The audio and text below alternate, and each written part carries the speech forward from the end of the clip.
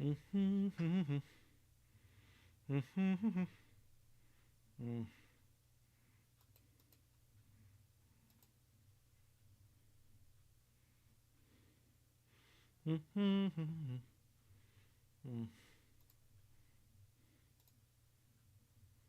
Mm-hmm. Mm-hmm.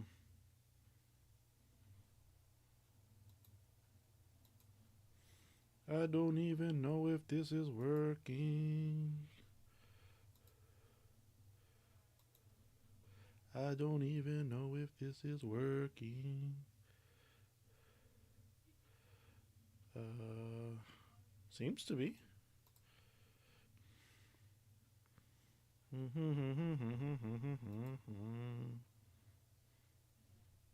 Oh, wow. Hi there, RJ Collect Sets. I am actually live. Can you hear me all right? I'm still figuring all of this out.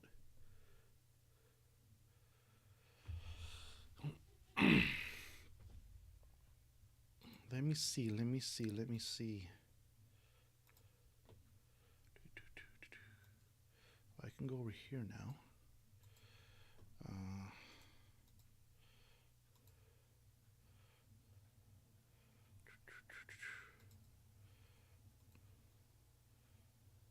Test,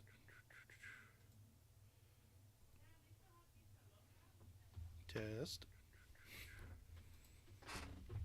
Very interesting. All right, cool. I hope the video is doing good. I hope the audio is doing good. Just thought I'd check this out. I have to figure this out at some point. Well, it's very nice to talk to you, RJ Collect Sets. Or should I just call you RJ? Hey, once again, thank you very much for all those wonderful tins.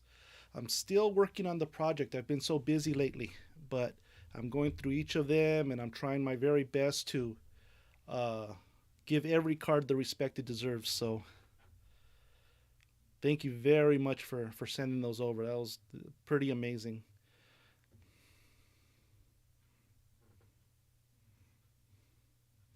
I know I'm taking too long. I've just been so busy. So much stuff.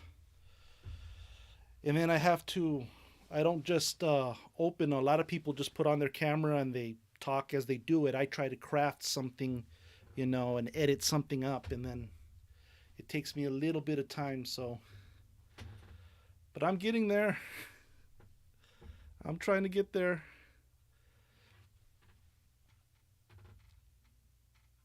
Uh,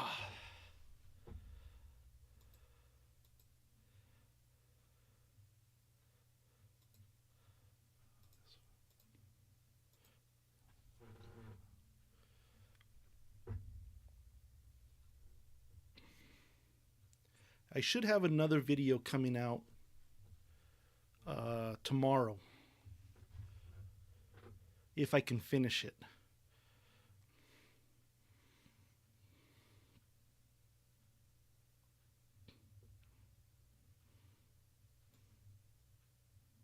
Can I make that bigger? I can hardly see it.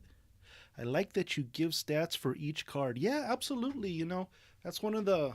I'm a big stat guy. I'm a big history guy. So I like talking about all that stuff. And, you know, I know a lot of people like just the cards themselves. So when they open a pack, they're just like, there's this card, then this name, then this name, then this name. And that's fine. That's cool. I enjoy that too. But just taking a moment to look at the card and appreciate who the player is and go, oh, yeah, it was that guy. He didn't do much in this year, but this was his best year. And I like that. I like that aspect of it. So I hope others like it too. Are you going to show off some stuff? Well, at the moment, I just did this to uh, do it for the first time. I thought tonight's as good as any night.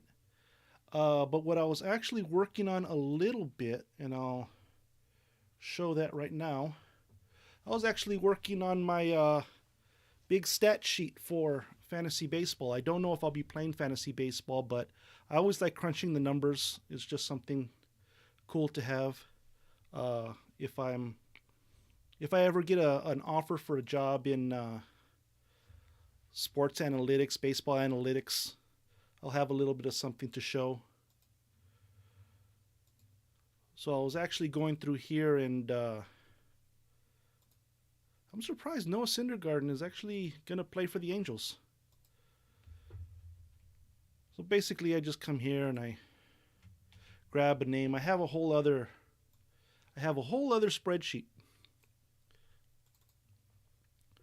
And then I plug the name in. And then this is where I have my stats all set up. And then I just plug them in here because this is the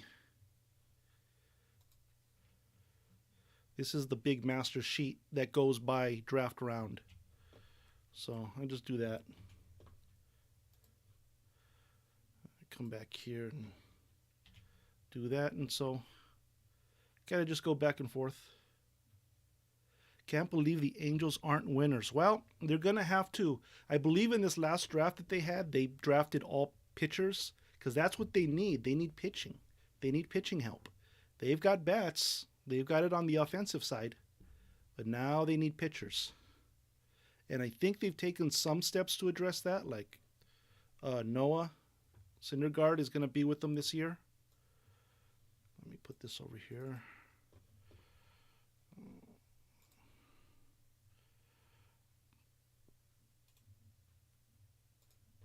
Let's see where this lands. Let me see.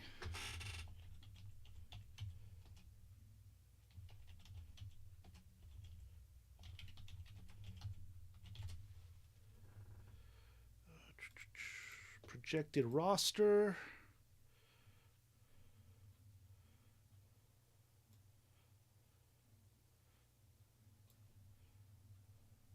Oops. Yeah, I mean, Shohei Ohtani, Mike Trout, Jared Walsh has got some pop in that bat. When they get Anthony Rendon, Stassi can hit a bit. Joe Adell, let's see if he makes good. So that lineup is not too bad. But then when you get to the pitching, then you got a little bit of trouble. But they got Patrick Sandoval, they got Noah, and then of course they got Shohei Ohtani. So we'll see what they do. Some analysts suggested Trout might end his career in a stint with the Phillies. Maybe. I know he's from New Jersey, right? So maybe he might want to go back to the East Coast. But the thing about that, if he does it, because he just recently signed a very big deal.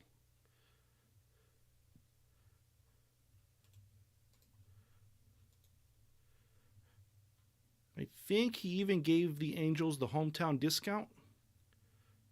Yeah, he's on a 12-year contract that's going to last him until 2030. So, there you go. But that's an interesting question now. If he gets traded, that's a whole other thing. South Jersey, absolutely. Yeah.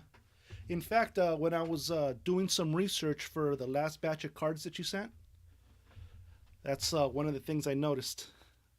He's from Jersey. That's cool.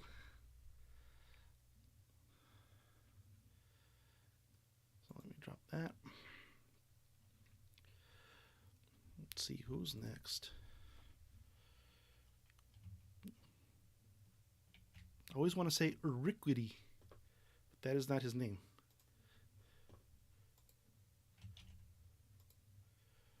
Let's see what he's doing. Copy.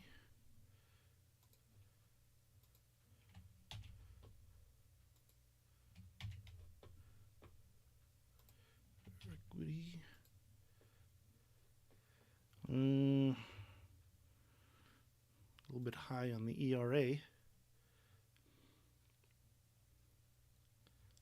So how are you doing, RJ?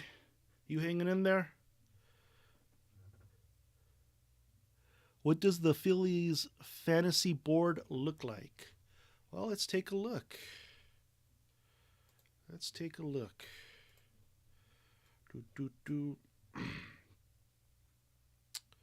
So what I could do, now I haven't finished crunching all the numbers. Oh, that's the Mike Trout one.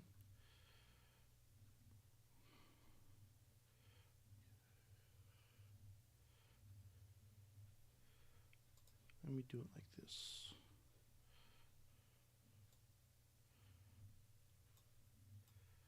Bring this over. Let's look at the hitters. Let's go ahead and sort this by team. Of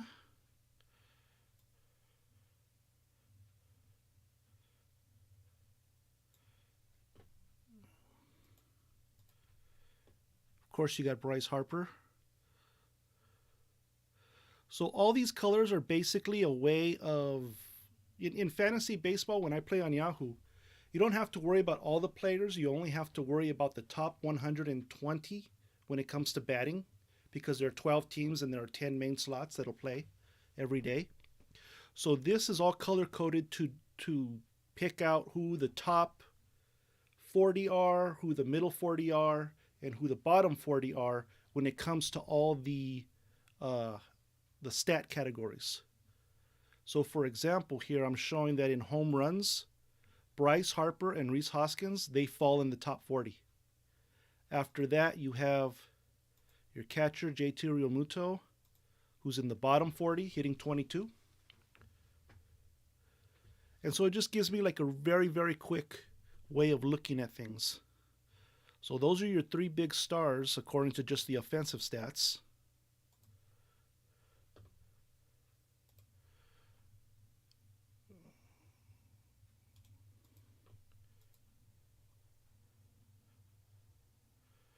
Let me come down over here.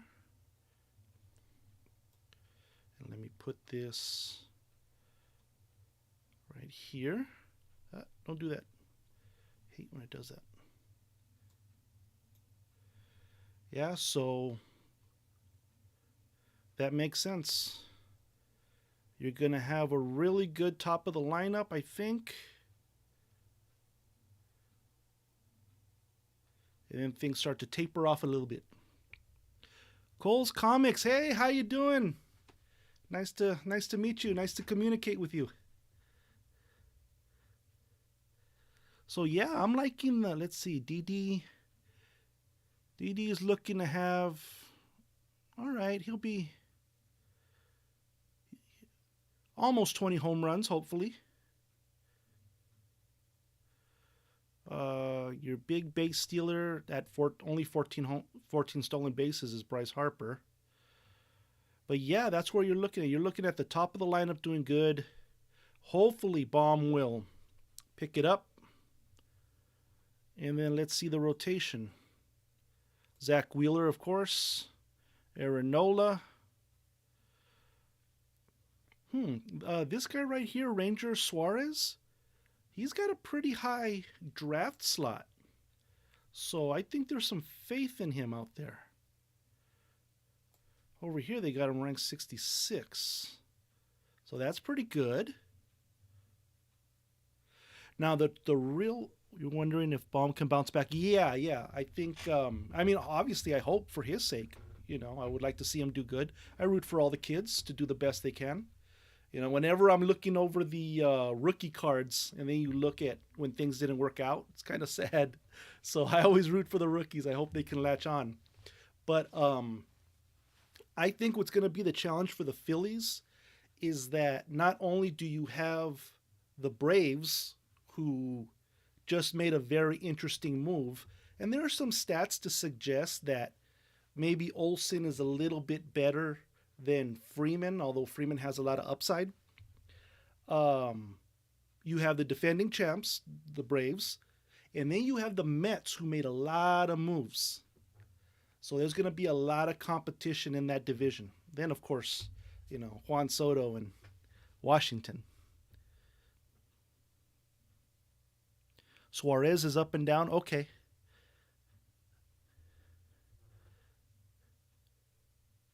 We root for the kids for the value of their cards. Yeah, that's a nice little benefit for us too. If they do good and you happen to have the cards, yeah, you can up that value a little bit there too. That's totally fine. Um, but yeah, I think it's going to be a little bit of a tough division there. So we'll see if they can keep pace, and then if the ownership decides, okay, we can make a run at it, and they decide to pick up a few. I think weren't the Phillies some buyers at the deadline last year? Like even though it didn't seem that they were at the top of the pack, they went ahead and made some moves to acquire to make a run at it. And then they didn't quite get there, but so if they do that again, if they have a mind to go for it, then just have a good start to the season and you'll be in the hunt. Yeah, so that's very interesting. Oh, and you picked up Corey Knable. Corey Knable, he was doing all right for the Dodgers, and the Dodgers had to let somebody go, and so he went. So that's going to be interesting. I just heard somebody say that Brand Hand is not that bad, so you might have a little bit of a bullpen too. There's reason for hope.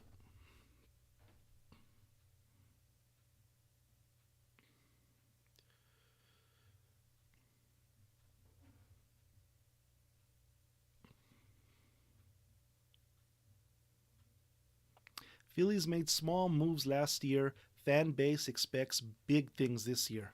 Yeah, absolutely. Fan base wants to see their team get the job done, and they want to see their ownership all in on getting that job done. Absolutely.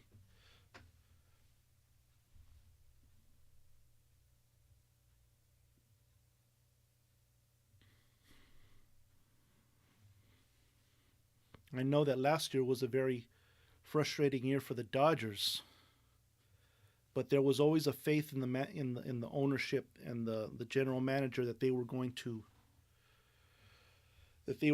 be all in. I mean, they traded for Trey Turner and Max Scherzer at the end there, so they you can't accuse the Dodgers of not being all in and going for it.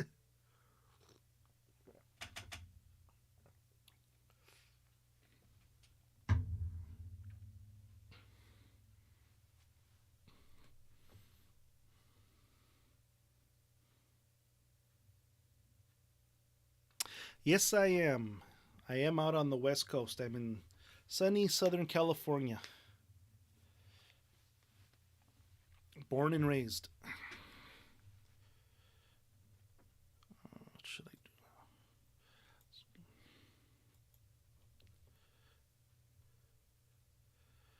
So let's see what they look like on the pitching side of things.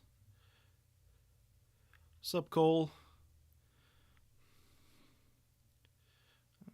Team, sort, extend. Now, of course, these are just projections. These are just computers crunching out whatever they think might be good. So,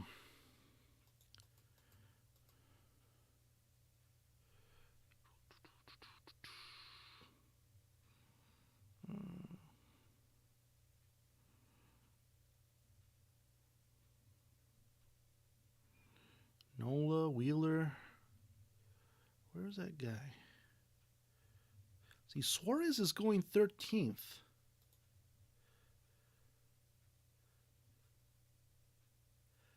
They think he's going to get 133 strikeouts and 142 innings. So that's pretty good. Decent ERA, could be better.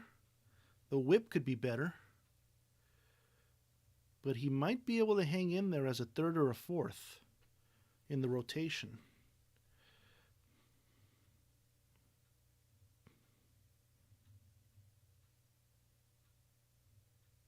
All right, then, RJ. Good night. Thanks for hanging out and talking to me.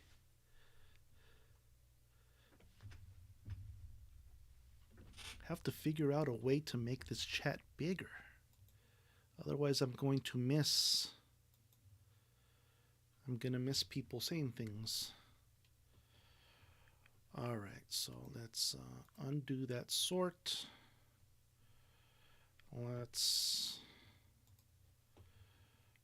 Oh, that one didn't get sorted. It was this one. It was the hitters that also got sorted. Let's undo that sort. There we are.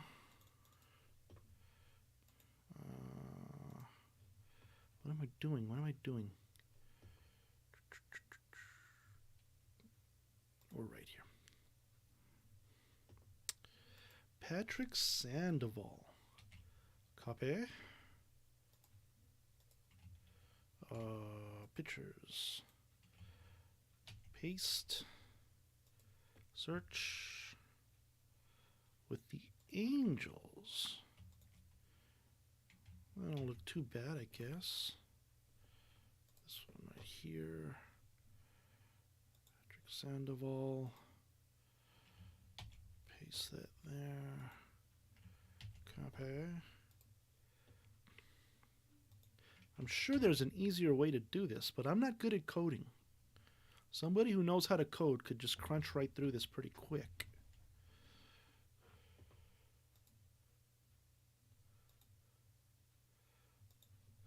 That's why I wouldn't make a good data scientist. Not a good coder, nor do I like coding.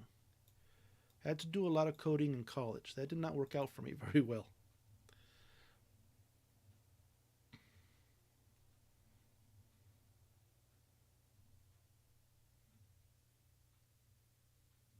Oh, there you go. That's bigger.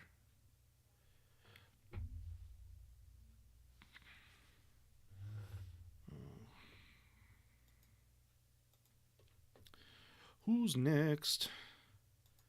Anthony Discafani. Who is he with? Didn't he leave San Francisco? No, somebody else who left San Francisco. That's why I need all the charts, because I always forget. I always got so much running through my head that everything eventually gets forgotten. Copy.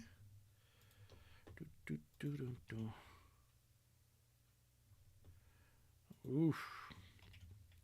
By round 17 in the draft, things get a little bit tough when it comes to pitching. I mean, wins wise and Ks wise is not bad for this guy, but other than that, ugh. Let me get this paste right here. Bring this back.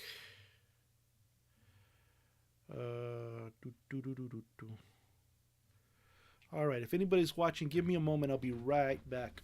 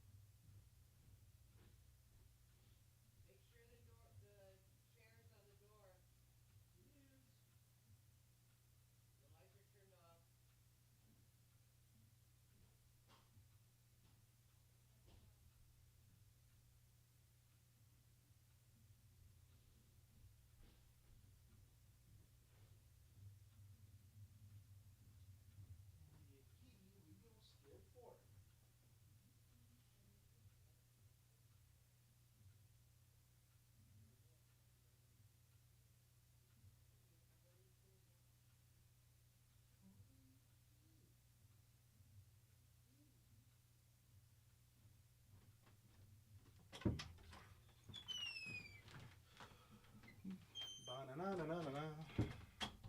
Get you right there. Oh my goodness. Oh my goodness.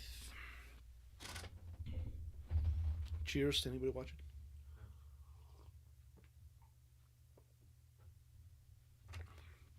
I got warm in a hurry.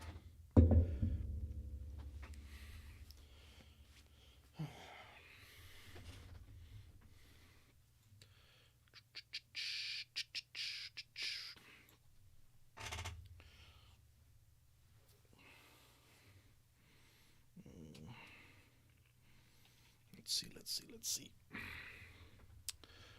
Tanner Houck. Sounds like Hulk.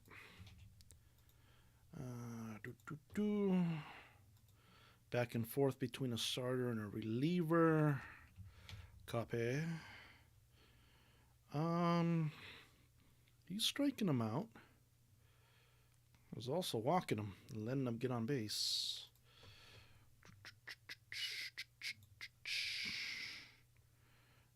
Let's get you right here. Right there. Copy. You. Paste. Then we got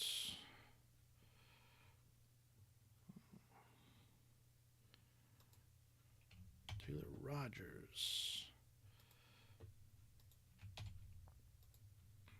Rogers. Is he still with men? Is he still with the Twins? Is he going to close for the Twins? Looks like he could do it. I like the strikeouts.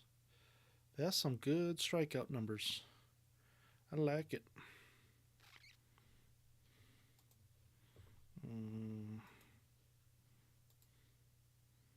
And he's going in the 18th.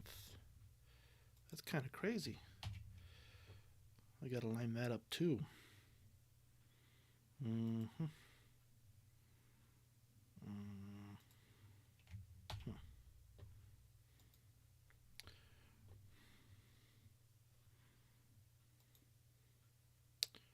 Joe Ryan.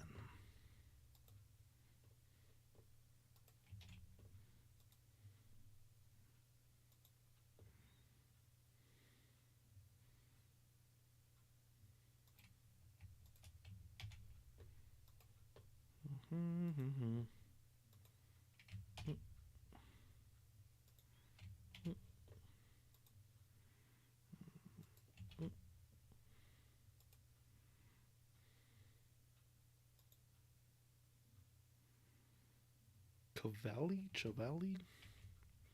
Always forget the names.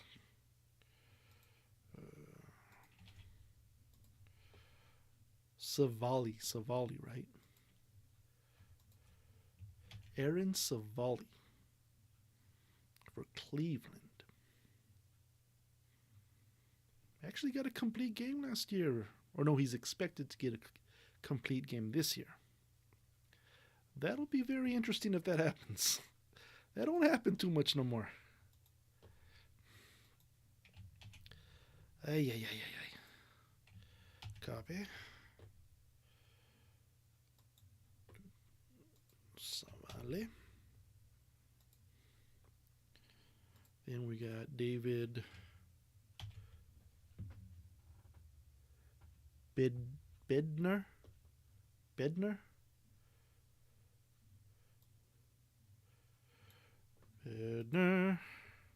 Oops, not that one. Let's go this one.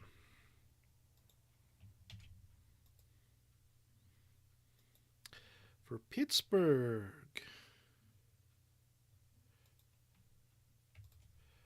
I like the whip. The whip is not too bad. Strikeouts are pretty good too. Should get some saves. Okay. He's going to be the guy. He's going to be the guy. We shall see. And if he is the guy, then he will get traded.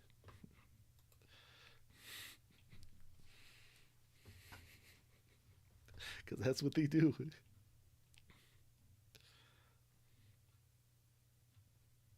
Okay, let's see.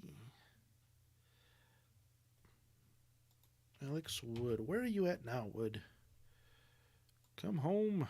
You're still in San Francisco? Ugh. It's horrible. It's a horrible fate.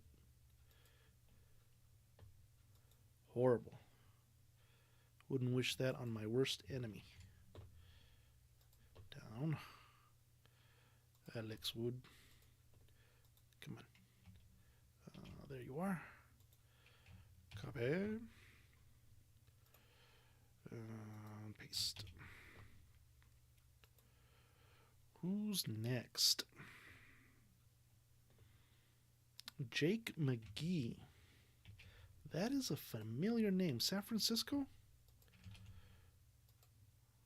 Kind of closed a little bit. Yep. I remember that name. McGee. Jake McGee. Copy that.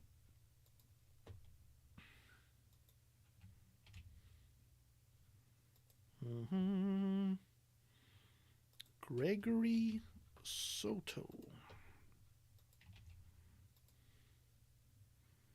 for Detroit. Getting some strikeouts. He should get some saves. Ooh, that whip does not look good to me. You ain't gonna last long doing that. You ain't gonna last long with the 1.4 whip. I don't think so. Cal Quantrill. Some starting, some relieving. Did I? I didn't do that right. Okay. Give me Soto again. Give me that. Give me this. There we go. 2 people watching. Hello, 2 people. Hope you are doing well.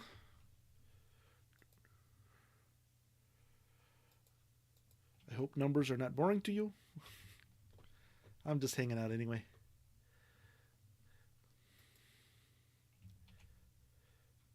You can speak to me if you wish. If you do not wish, then you do not need to speak to me. Quantrill. Captain Quantrill. From True Grit.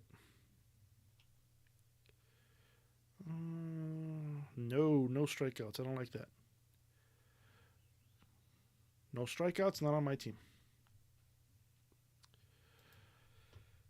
Whew. Paste that right there. Then we will. Who is next? Garrett Whitlock. Angels? Why do I want to say the Angels? No, Boston. Oh, I might have got traded. Let's copy that. Let's boot the... Oh, right there. Garrett Whitlock. What are you doing? What are you doing? You're going to get some saves this year? 19 of them? Couple of strikeouts to go with it? Okay.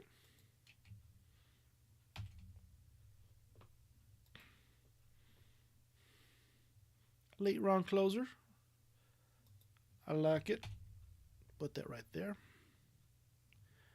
And then let's see. Joe Barlow.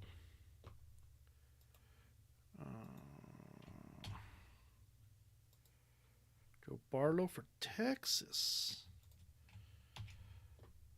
In that fancy new stadium of theirs. Ooh, 23 say. The closers are coming out to play in the late rounds. Very important rule in fantasy baseball. Do not reach for catchers. Do not reach for closers. Do not do it. You don't want to do that. What am I doing? Oh. Not reaching. There you go. Then we do Jordan Montgomery. Yankees? Starting pitcher? Yep. I mean, for the American League, that's not too horrible. Jordan Montgomery. Going in the 20th round.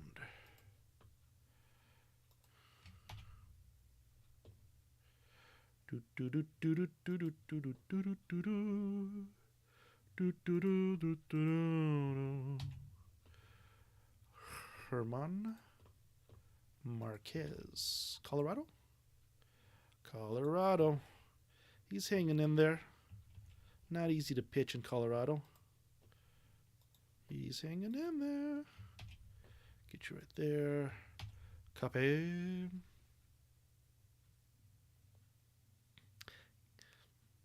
You think he's going to go 11-11? Well, with that team. Some strikeouts. Ugh, I don't like those numbers at all. I feel bad for whoever gets stuck with this guy. Let's get that right there. Third pick in the 20th round. Very good. Tristan. Why are you sad?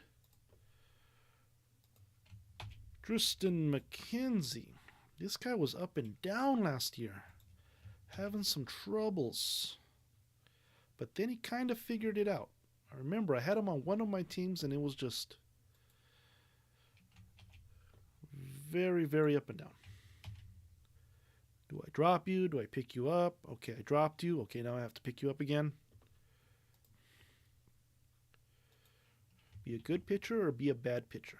Make up your mind. 3 people watching now. Hello, 3 people. Hope you're doing well. Hope you like numbers. I know you like baseball. Maybe.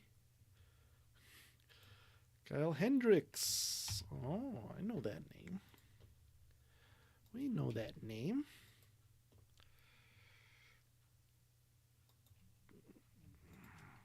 Copy. Wait a minute, am I? Yeah, the projections. Kyle Hendricks. Boom. Copy. He's another guy that was just...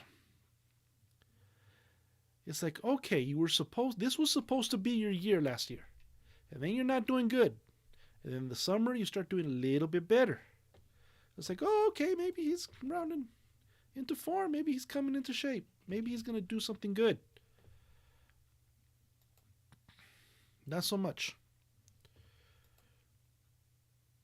I feel like he was a bigger draft pick last year. Like, there was some faith in this guy. And then it didn't work out. Lou Trevino. I remember that name. Oakland? If he's still there? Yep, Oakland. Copy. He's going to have to close for him. Trevino. Paste. Copy. Not enough strikeouts to make me happy.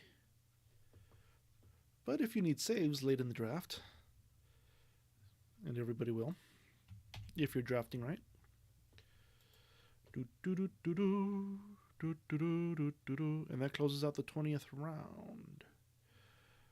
Zach Plesac. I think I just saw a card of his. For Cleveland. Copy. Let's get you down. Uh-oh, I see who's coming up. Expecting good things from that guy. Copy.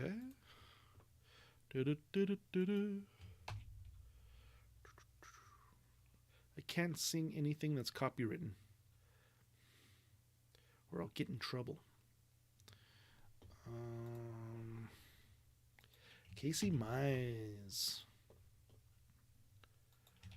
Yeah, this is another guy I had on my team, then off my team, depending on the situation.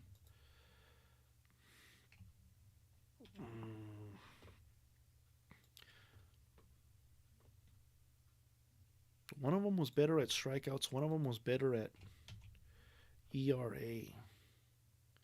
Well, this one wasn't the strikeout guy. And again, it doesn't look like he was the ERA guy either. Maybe I'm misremembering.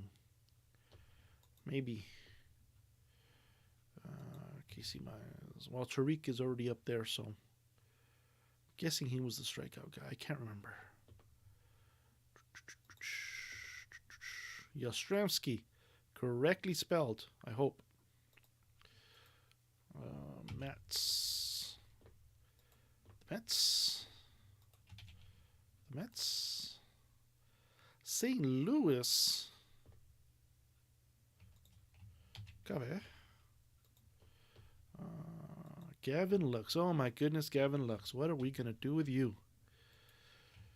Faith has been lost. Poor Gavin. Maybe you'll prove the people wrong. Maybe you'll figure it out. Maybe you'll start taking at bats like you mean it. Maybe not. Copy. Steven Strasburg. I remember when this guy was a huge name. He was like, are you going to take him in the second round or in the third round? Now he's in the 21st. Happens.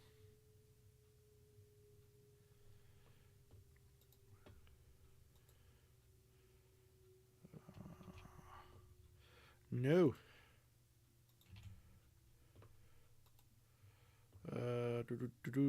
Kike Hernandez. Kiki. What happened here? Oh, that's what happened there. Okay, we're fine. John Gray. Didn't he just get traded or something? No, that's Sonny Gray. He's with Texas. Texas. John Gray, starting pitcher with Texas. 10-10. He's all right with the strikeouts. Get you right there. Then 2 more rounds. We'll be good to go. Did I even bother to? I don't think I did. I think I left it at that. Excuse me.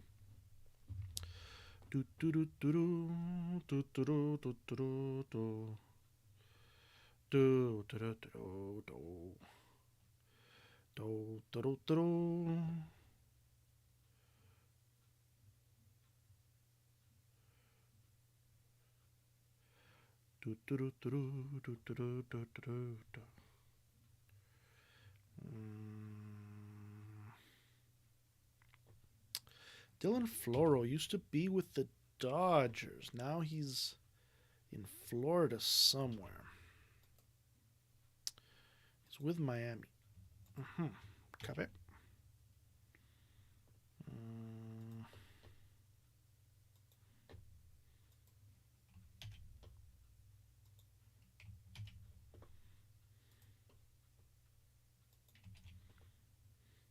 Put you right there.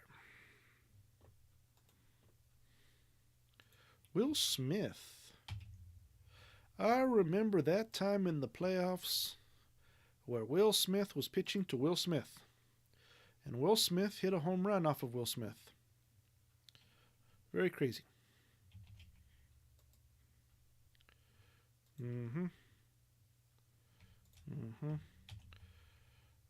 What do you think he's going to do this year? Got you. 31 saves, yeah? About right. Copy. Strikeouts, though. Good, too. Why is he going this late? Why are people picking Dylan Floro instead of this guy? That makes no sense. That must have corrected.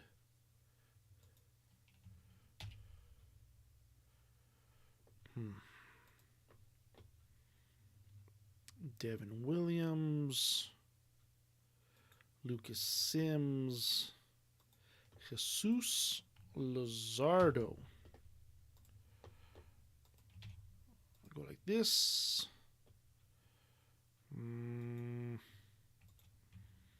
Oakland to Miami.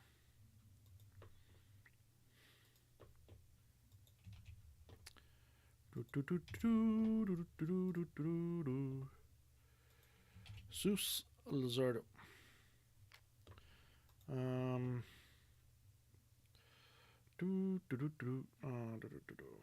Alex Reyes. Yes.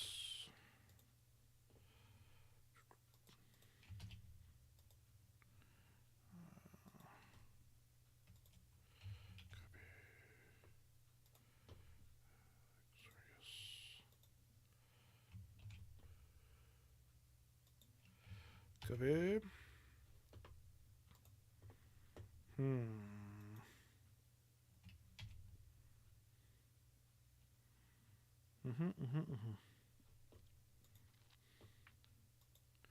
Aaron Ashby. I think I have him there. No, I don't. Copy.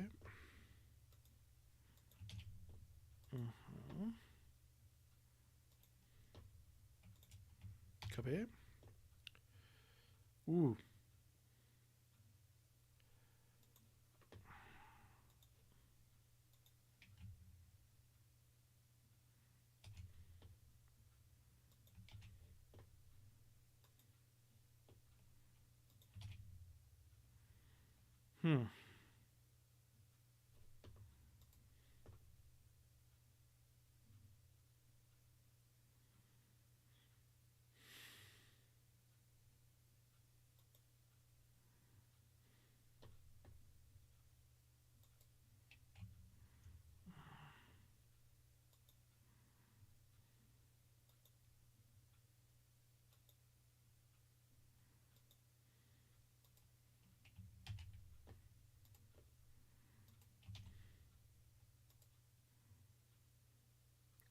No Jesus Aguilar?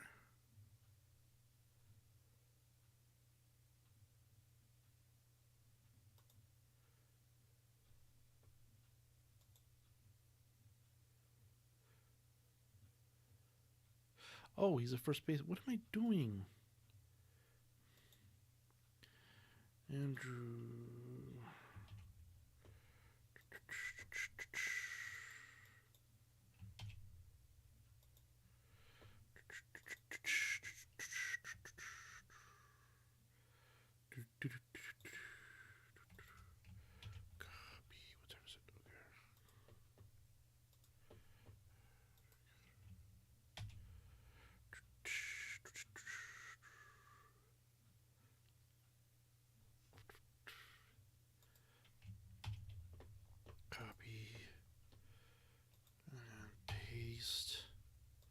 And I think that does that. Okay. Hey, a mess of things. Robert, right? I'm so used to your channel name. Hey, it's nice to see you. Or it's nice to be in communication with you. I'm just testing out this whole streaming thing. Eventually, I think it's going to be something I want to do on this subject and other subjects, but got to start somewhere. So I thought I'd start getting used to it now. I'm just crunching a little bit of baseball data. How are you doing? Hope you're doing all right. Did you work today? Did you go out driving the car? Doing the Uber thing? Yes, it's Robert. I'm just playing YouTube while I eat dinner. Ah, very good. Very good. Well, I'm just crunching some stats and getting used to streaming. It's been a long couple of weeks, so I'm a little bit behind in my watching of videos and my uploading of videos, but you know, I always enjoy your videos, so thank you very much for what you do. Oof, I feel nervous. Today was laundry day. Well, some days gotta be laundry day. Gotta get done.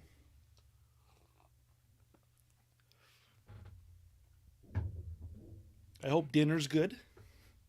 I already had mine.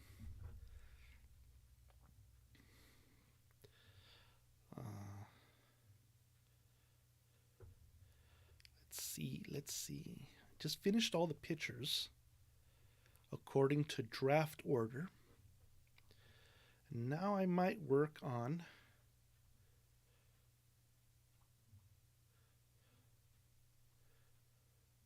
awesome hit today. Oh, I'm looking forward to seeing it. Yeah, I remember you hit that Mike Trout card. That was pretty cool. That was pretty exciting. Very nice card to hit. I forget who that went out to, but that was very nice.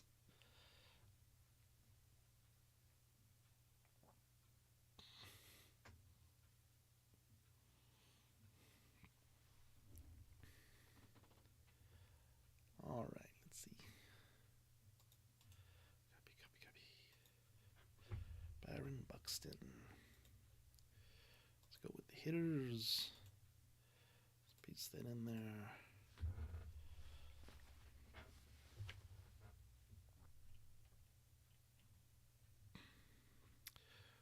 Byron Buxton, is he gonna stay healthy?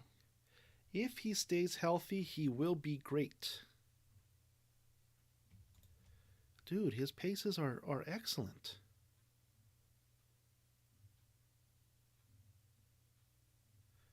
This guy's going to be a 35-20 guy. But unfortunately, he keeps getting hurt. Let's copy that. Well, I hope he hangs in there. Trout was my best so far. Today's hits take second above the Bo Jackson auto. You got a Bo Jackson auto? I missed that one. I have to catch up on your videos. I'm so far behind. So much things that I'm working on. That sounds exciting, though. I can't wait to see that.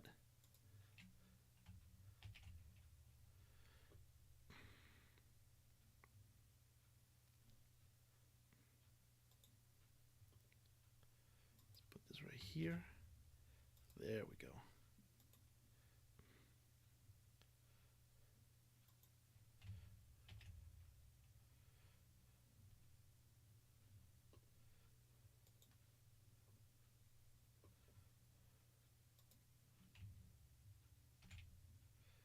Wait a minute. What am I doing? What am I doing? We're doing Tyler O'Neill.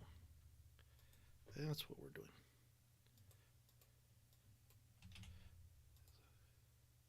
I actually like the Bo better, but this one carries a higher value. Very interesting, very interesting. Yeah, those monetary values are a very interesting thing. What people are willing to pay for a card, you know. But hey, if you like the Bo better, that's good. Yeah, he's one of my players too. Back when I was a kid, I remember Bo Jackson playing for the Raiders.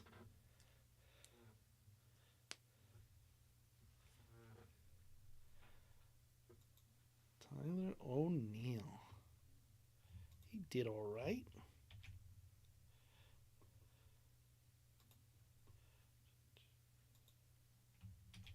Let's put him there. Let's grab that number. And let's put that number right there, 603.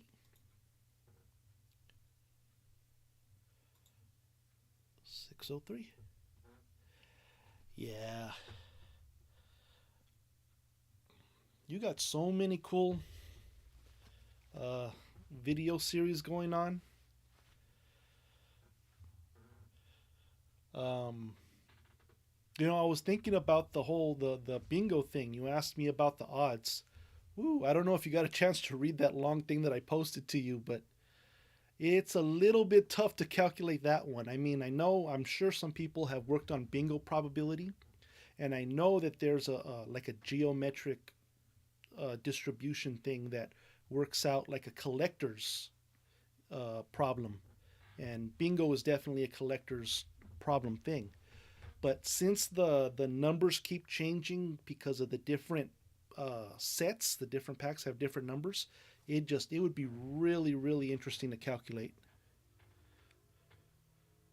My three biggest pulls ever have all gone out to the free spots in Minute Rips. Yeah, but it's a cool idea. I want to do giveaways like that too. But I don't want to just steal your idea of giving people teams. I was thinking of doing a thing where I'll give away like the packs that get pulled on a certain day. Like whoever wins or whoever gets that name gets the pack that I pulled. So I'll shoot it for the show and then I'll send it off. And I was thinking of doing that like every month or every week or something. And then along with that, some cards from their team. But one of the things is I don't have a lot of cards to start with, so I'm still trying to build up a little bit of a inventory. So then I can start asking people, well, what's your team, and if they get pulled, I can see what their team name is, and then I send them the pack and some team cards. But yeah, I'm still working on that. But yeah, you've had some pretty nice pulls, and they've gone out to some people. Be prepared for the pain of giving away your best hits. Yeah, it's a little bit painful, but it's also cool because you're sharing with people. And I mean, I get a lot of fun out of just the base cards. I like base cards too. Like, because then you see I'm trying to, when I do my videos, it's about the history and it's about what they did with the stats. You can see that I like stats and stuff like that. Not gonna lie, it hurts a little. Yeah, absolutely. I get that. I get that. Um, yeah, but it's a wonderful thing that you're doing. You know, your channel has been very inspirational to me. And made me want to not just get involved with purchasing cards and having fun in that way, but also having a channel where I open the cards and play the little number games, the little dice games, and stuff like that. So, thank you for that. I appreciate it. I don't mind giving away a couple of packs. If I do a thing where, like on Monday, everybody who leaves a comment gets entered in the contest, and then on Friday, I pick one or two or whatever, and then they get the pack or whatever packs, I might hit something that's pretty good and then have to send it away, and that's fine. That's cool. I don't mind that.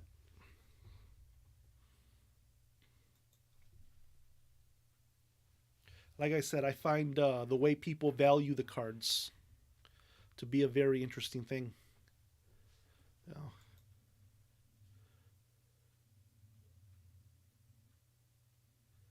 How many hours do I spend on an average video? Clearly labor intensive. Yes. So recording them is between 5 and 10 minutes. That's not hard. But then I'm researching the players if I want to fill in gaps or if I want to do specific bits of information like ERA and stuff like that. Um, and then yeah, all of that just gets loaded into the DaVinci Resolve, and I edit them up, and I'm starting to plug in clips of things now, and so that takes, depending on how many cards I have to do, that can take an hour or two. Uh, so, but it's good because I learned my video crafting skills as well. I'm not a channel where I can pay an editor to make my videos for me. I'm not there yet, but yeah, it takes a little bit of time. It's not a simple matter of shooting it and then just uploading it really quick.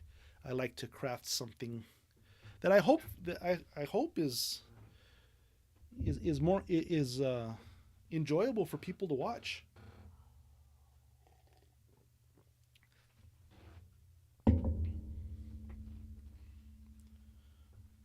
I hope people. I mean, I know a lot of people enjoy just seeing what card is going to come next. Right? There's that lottery. There's that slot machine aspect to it, and that's a lot of fun. I get that. But I hope people also like the information the way I do, the stats the way I do.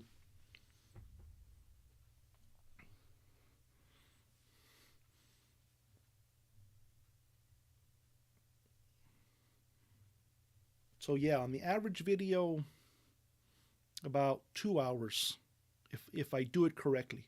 There's definitely a rhythm to doing them. If I do things in a certain order, then it'll go way quicker. Now, if I have a pack that's a little bit longer, then that's going to take a little bit longer. It's clear that I am someone who loves to learn. Yeah, absolutely. I just get fascinated by things, and I wanna learn more things. I wanna understand what's going on. Like that's how come I like the fantasy baseball. It gives me an opportunity to go through all the numbers and I look at things from a certain perspective and just gives me an idea of what's going on. I like to know what I'm looking at. You know, they're really fascinating. They're really interesting to me. So I try to do that. You know, sometimes I bite off a little bit too much in terms of projects, and that has bitten me in the past. But that's all right. We all survive eventually, until we don't, and then you deal with that when you get there.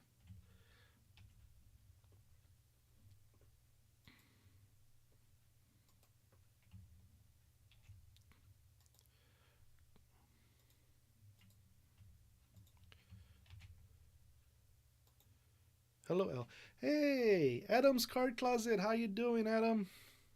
Hope you're having a chipper day, or I hope you had a chipper day. It's fascinating the way you do the TTM's. I didn't know that that was a thing. And I started watching your channel, and I started watching other people's channels. It's so fascinating that it's so cool that they do that. You just send them the cards through the mail and they sign them. That's very nice. I like that. I'm just sitting here doing some of my stats, looking at the way some of the number experts are ranking their players and what they're looking at.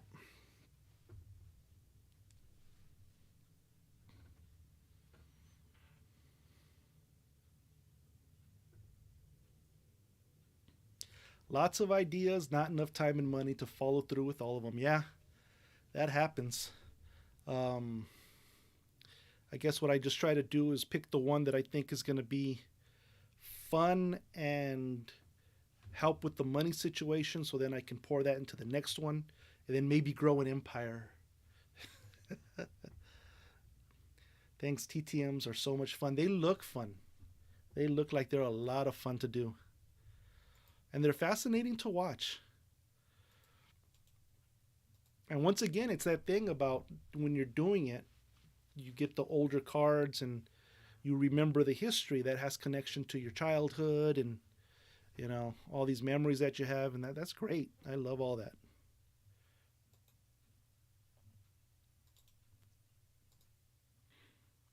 Corey Seager went to Texas. Ouch. That hurt my heart. Oh, oh my goodness. My condolences to you, Adam. Freddie Freeman. I don't. Uh,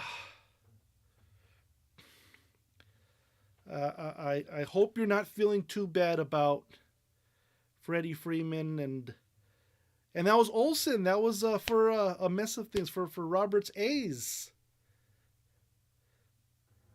Olson going from the A's to Atlanta.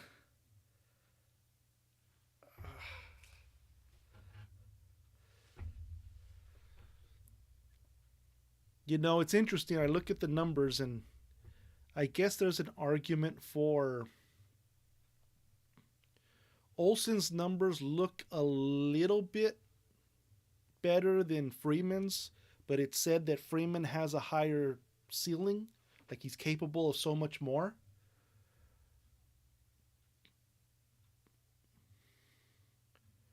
Brokenhearted on Freddie, absolutely. Sad to lose him, thrilled he's getting paid. Yeah, absolutely. Yeah. I mean, there is that business aspect of it. It's interesting. I don't know if the Braves organization was just looking at it from a standpoint of we think we'll get better production out of Olson, or if they were not happy with Freeman floating the idea of going to the Dodgers or the Yankees in order to up his value more. Or what he really wanted was a longer contract. He wanted more years on the end of that contract. Um, Freddie provided leadership and was the heart and soul. Yeah, that's what I thought. I thought that he wasn't going to go anywhere. I thought he was just going to try to get the best contract he could, but that Atlanta would um, give him ultimately the contract that he wanted because dude, he's Mr. Brave. He's going to be a legend. He was going to have a statue. He was the guy. So I thought that he was definitely going to go back to Atlanta. And then when I read the news that Atlanta had picked up Matt Olson, I was like, wow, just wow.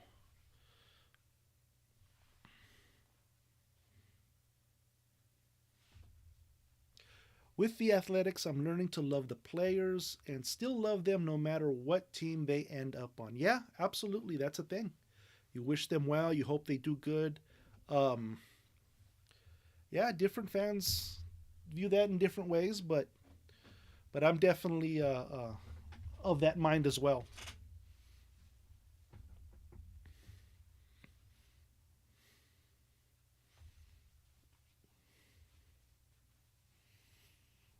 Of course, it's a little bit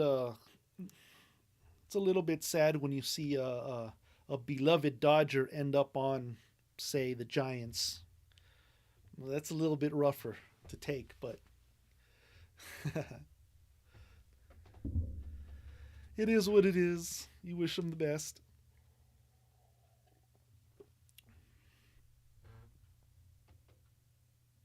I gotta put that somewhere. It just makes such a loud noise.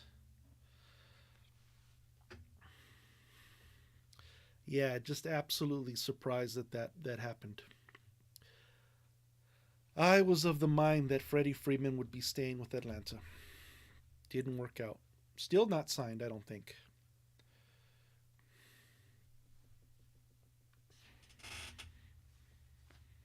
I'm sure his agent is trying to call up some other teams and try to re up that value.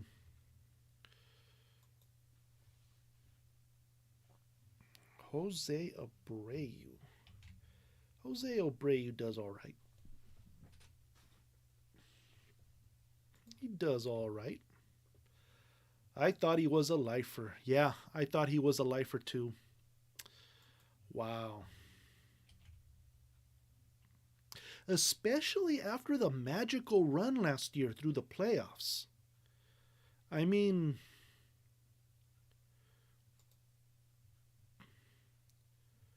Jose Abreu. There was only one team that did not win 90 games or more during the season that made it to the playoffs, and that was the Braves. So for the Braves to have the run that they did, everything just worked out perfectly for them. And after that magic, you got to get the band back together. And it didn't work out that way. Copy that. Oh, those are some nice numbers. I like that. I like that. Say a Brave. Let's get you right there. I hope some strange way we sign him anyways. Uh, we do have a DH spot now. Yeah, that's true. That's true. Um, uh, I don't know. Maybe. Still a chance. One day I hope to include TTMs in a series called Minute Mail. I love it. TTMs, small trades, and an odd experiment involving card stories across the country. I love it. I absolutely love it. You know that one video that you did where I think it was with Lisa Z, where she entered you in the contest, and then you were showing that off, and then you entered her in the spinach contest. Uh, the way you told that story and went from the first piece to the second piece to the now I'm entering her in this contest, that was a fantastic video, fantastic piece of storytelling you did. Oh, I loved that video. That sounds like a great idea to me. I would love to see you pull that off. Fantastic.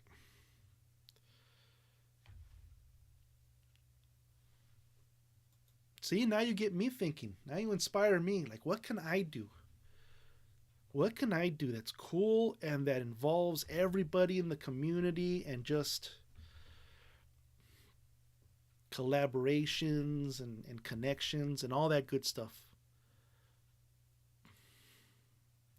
Wow. Alberto Mondesi. Ah, that Mondesi name.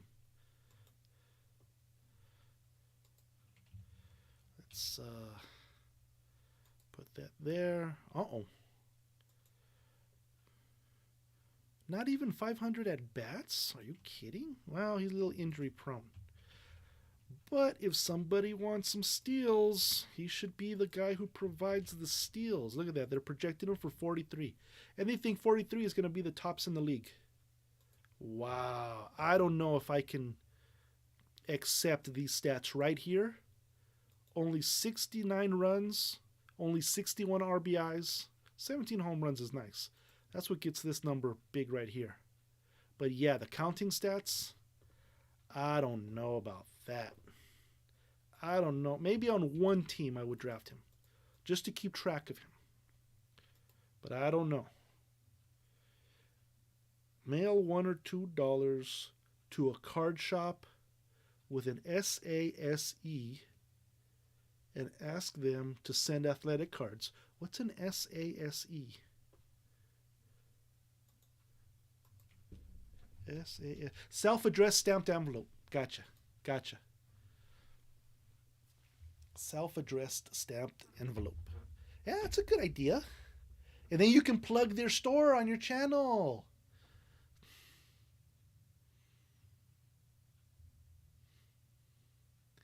Yeah, that sounds good. It's a risk of just losing the money, but it just a couple of dollars. But it would be fun to see what random A's cards the stores choose to send. Yeah, absolutely. That would be fun. I hope my mic setup is good. I'm still trying to make sure if all the equipment is working properly. This is my first ever stream. Okay, I don't want to put that there.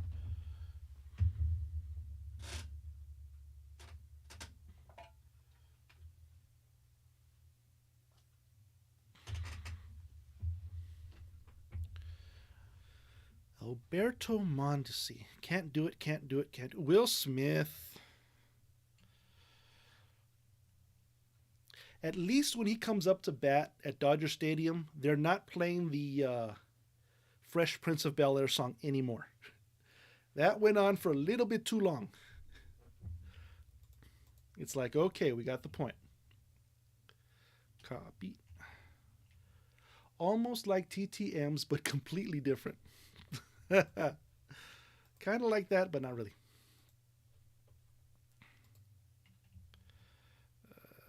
Paste that. We'll go there. Good catcher. Good offensive catcher. Look at those numbers. I like those numbers. For a catcher, really good. 27 home runs from a catcher. I love it.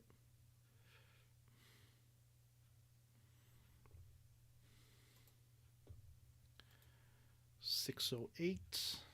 Copy.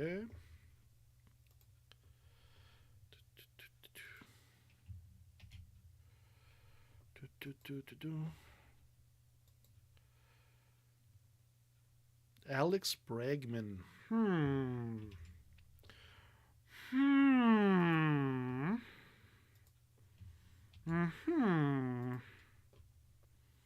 Alex Bregman.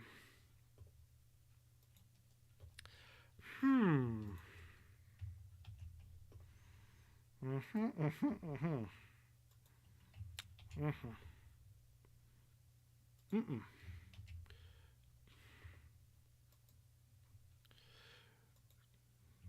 Alex Bregman. Okay.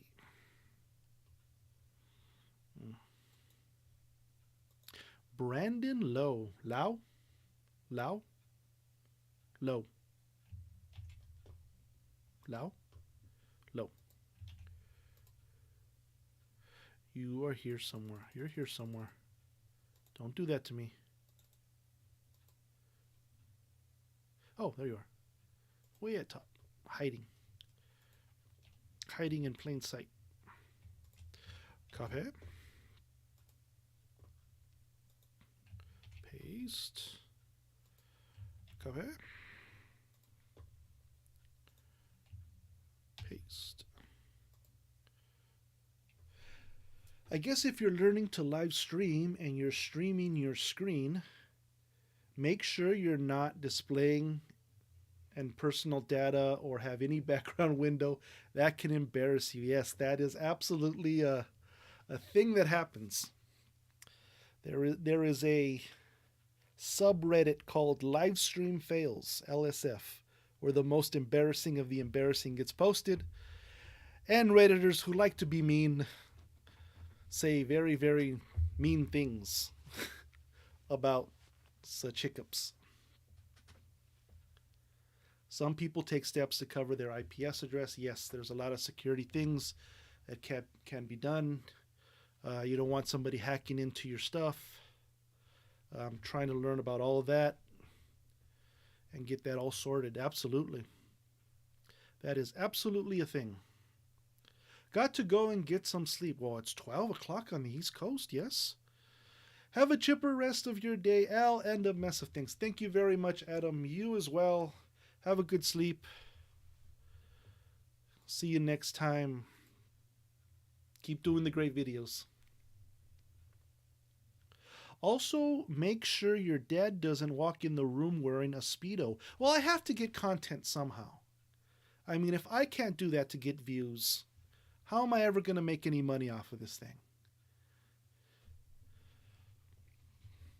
Have to break out my own Speedo. Good night, Adam.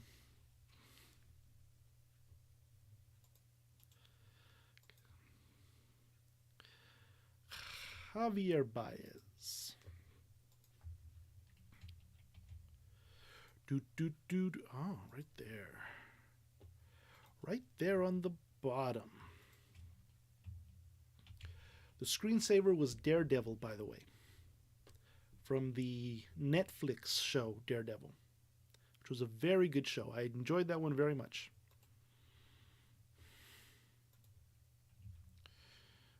Let's post that right there. Decent numbers, decent numbers.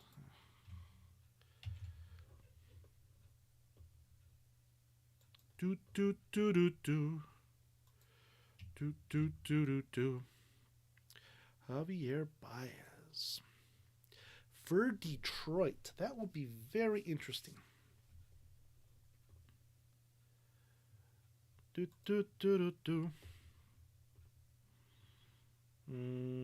Ketel Marte. Let's see. There you are. We got you. Copy. I heard that there's a gaming live streamer that makes a ton of money by dressing in drag.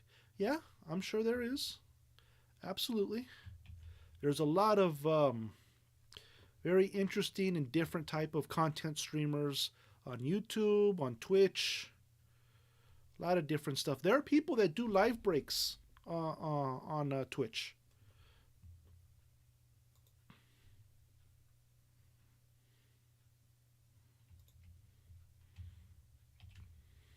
There's a Twitch channel or two that I find enjoyable, fun and entertaining.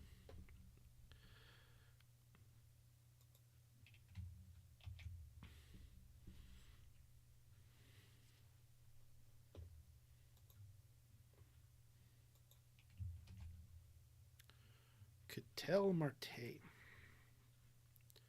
J.D. Martinez.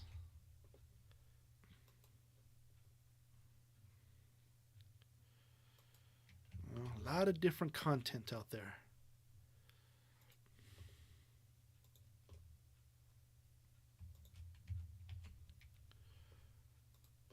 Let's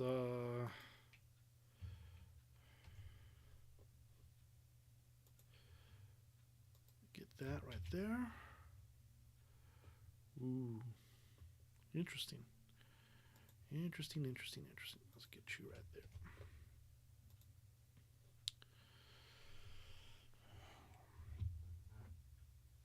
In fact, one of the things I was thinking about was maybe doing some gaming content on here for the people who like sports and card collecting and stuff like that.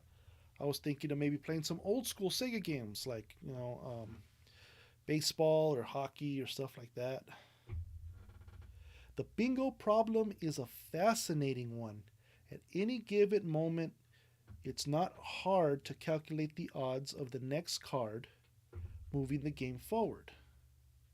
But it's very complicated to measure from the beginning to estimate how many draws it will take to come to a conclusion. Maybe even more complicated than rocket science. I know some professors, some probability and statistics professors that would probably be able to chop through a problem like that. It's just weird for the distributions because, some card sets have, say, you have a card set that you're working on that has 200 in the base set, but then a couple of insert sets that are 1 through 10. So that throws off all the numbers. Some numbers are going to show up more than other ones. Low numbers are going to show up more than other ones by the way you have the game set up. And then it's not just a matter of hitting bingo on one card, it's a matter of hitting bingo on all the players. So that's a little bit of a monkey wrench. So I'm sure there would be a way to kind of generalize it and then crunch through it. Like I said, bingo has been analyzed. The collector's problem has been analyzed. That's a geometric distribution. Let me see. Let me see.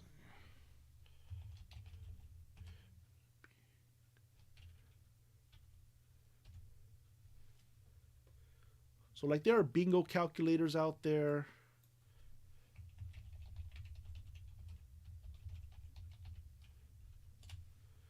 Um, the the coupon collector's problem.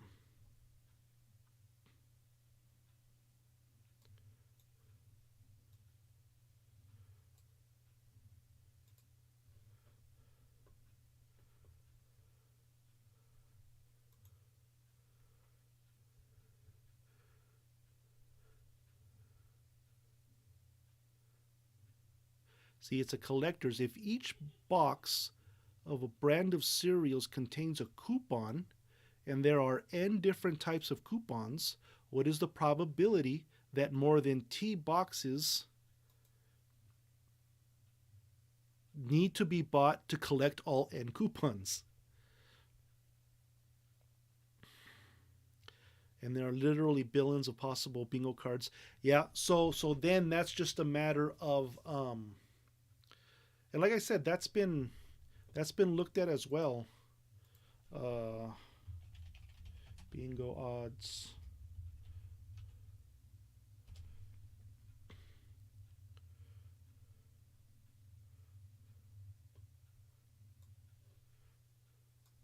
See, but it's you're doing a couple of different things at once.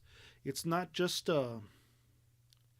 approximately a 90% chance to complete a bingo in at most 54 calls, but you're trying to complete four. You're trying to complete 4 out of 8 for 4 players. So that makes it a little bit extra tricky. And then this, I think, is just T has a geometric distribution. See, this is when I was in college and I was taking probability and statistics. I was slogging through all this. Expected values, which is just another word for average. The variance. You always had to calculate the expected value and the variance.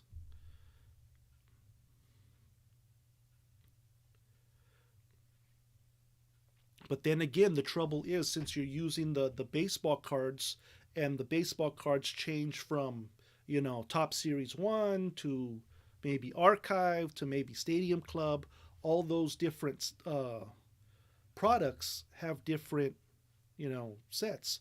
So, like, if you have a set that has base cards from 1 to 200, say, then one is going to be represented twice, B2 is going to be represented twice. But then let's say you have a set that's from 1 to 320. Well, now you have 101, 201, and 301. So that's 4 different cards that can pop up for B1. But then say for 075, there's only 3. So that all monkeys with the odds. That all messes with what's already been calculated. So that's where it gets weird. Yeah. Like, this is something that maybe a professor would have put on the final of the test, and all the kids would be looking at it like, oh my God, like, why would they put this on the test? Like, the professor can do it, it'll take them 30 minutes to chop through it, maybe 30 minutes to explain it. But for undergrad, like, I remember on my test, I had a question that was like, you have a box with black and white balls. There are N black balls and there are M white balls. So there's any number of both. At random, you reach into the box, you pull out some balls, and put them into another box that has any number of white balls and any number of black balls. Now you reach into that box and you pull out a ball. What's the probability that that ball is black? That was one of the questions, something like that. And I just saw it, I was just like, okay. Grab any number of balls here, put it there, and I have to pull out what's the probability that it's black. Really good. That was fun. A dissertation. The dissertation would have to be like if I was going for my PhD, and I would have to add something new. I would have to calculate something new to add to the science of probability. And there are certainly things to work on. But my dissertation would probably be in economics. And there are probabilities and statistics in economics. But if I ever go back to school to get my PhD in economics, then I would be writing a dissertation. And I haven't given thought to. I've given thought to what I want to apply my economics background to, and that's issues of wealth inequality, income inequality, hybrid economic systems, stuff like that. But I don't know what I would write a dissertation on specifically. There are some people that I would research to see what they did because they work along the lines of those things. But yeah, that'd be interesting. Let's see.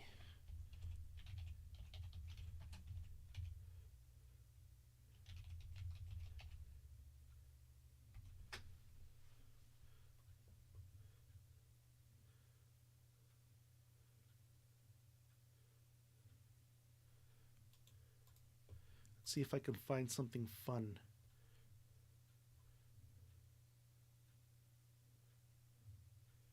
This is a Stanford one, but that's okay. I can.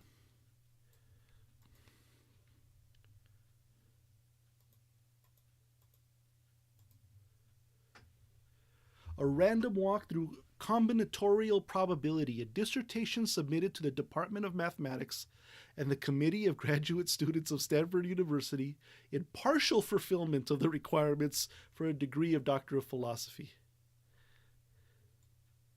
So this guy's looking at random walks.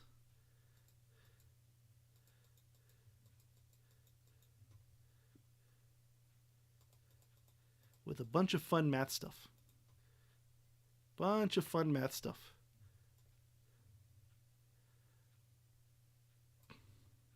That was one of the classes I was going to take. Stochastic processes. Just like random walks and stuff like that. But I ran out of time. But yeah, that's what a dissertation would look like. Fun, right? Don't you want to take the time to learn this and do this type of math? Oh my goodness, it'll make you cry.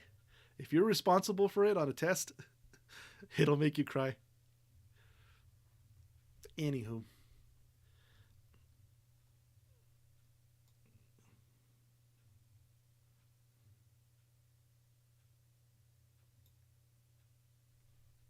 Superlinearity. Nice.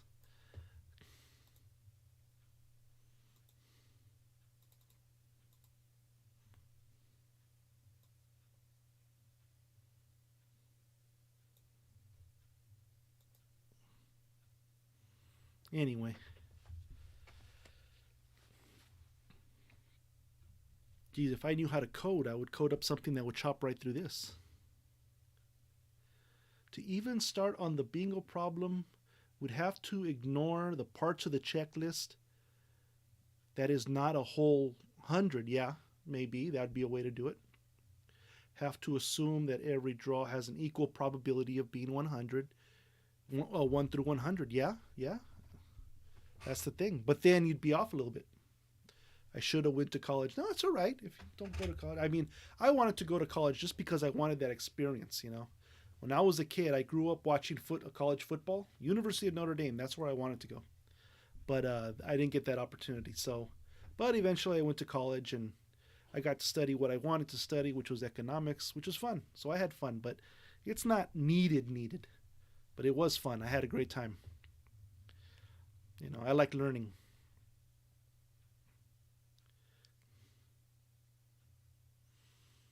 Otherwise, math is exponentially more complicated. Yeah, it can be. But one of the things I learned is that anybody can learn anything. You know, I really believe that. I think that this type, if you just start from the beginning and work your way and build, you know, your algebra, your trig, your calculus, you know, it's very interesting stuff. I thought it was very interesting.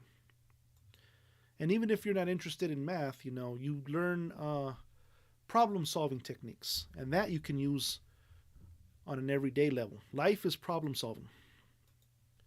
Carlos Correa. Hmm.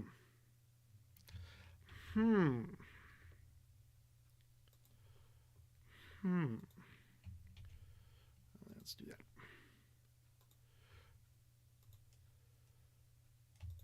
But yeah, I had fun.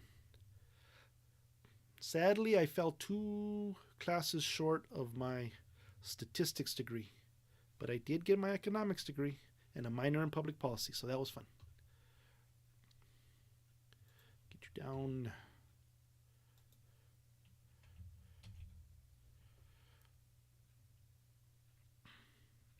So when it comes to the bingo thing, I guess what I would do just to get it a close enough ballpark, just brute force it. Every time you do the game, write down the results. How many draws did it take to finish the first card, the second card, the third card, the fourth time? And the more and more you do it, the more observations, the more it'll get you within that ballpark.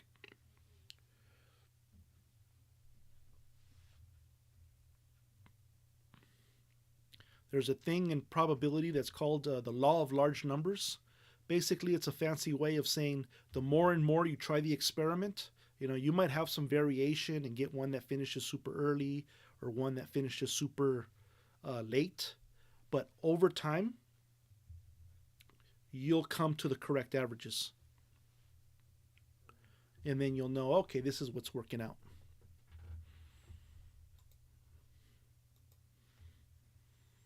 So, I mean, if you've kept track of the numbers that came out of the first times that you've done it, and then you get to say the middle of the year, you should have enough observations to say, okay, I think this is the way things work out. And then you can adjust from there. Yeah, trial and error, absolutely. It's like flipping a coin. If it's a true coin, a 50-50 chance, you might once in a while get three heads in a row and have weird. But if you keep flipping, you'll see the numbers come out to 50-50. That's just the way the numbers work out. Law of large numbers.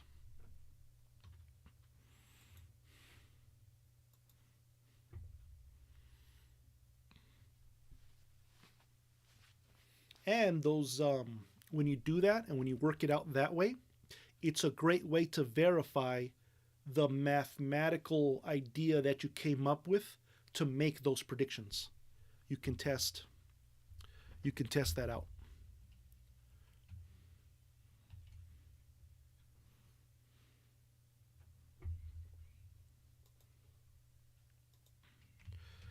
Christian Yelich. Is he gonna make a comeback? He's been up against it. This one, Christian Yelich.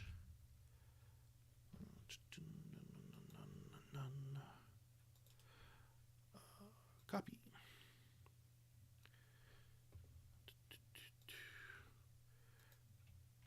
Christian Yelich. Trial and error is a really good way. Now, sometimes some calculations are too huge, so when you use that trial and error to figure out if your little mathematical theory is working, then you can apply the mathematical theory to pretty humongous things.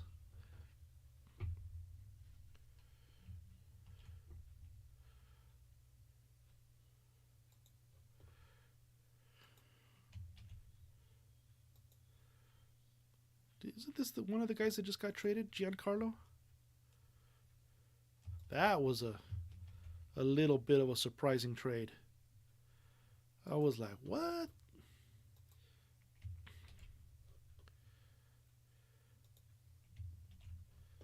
Out of nowhere that trade came. Giancarlo.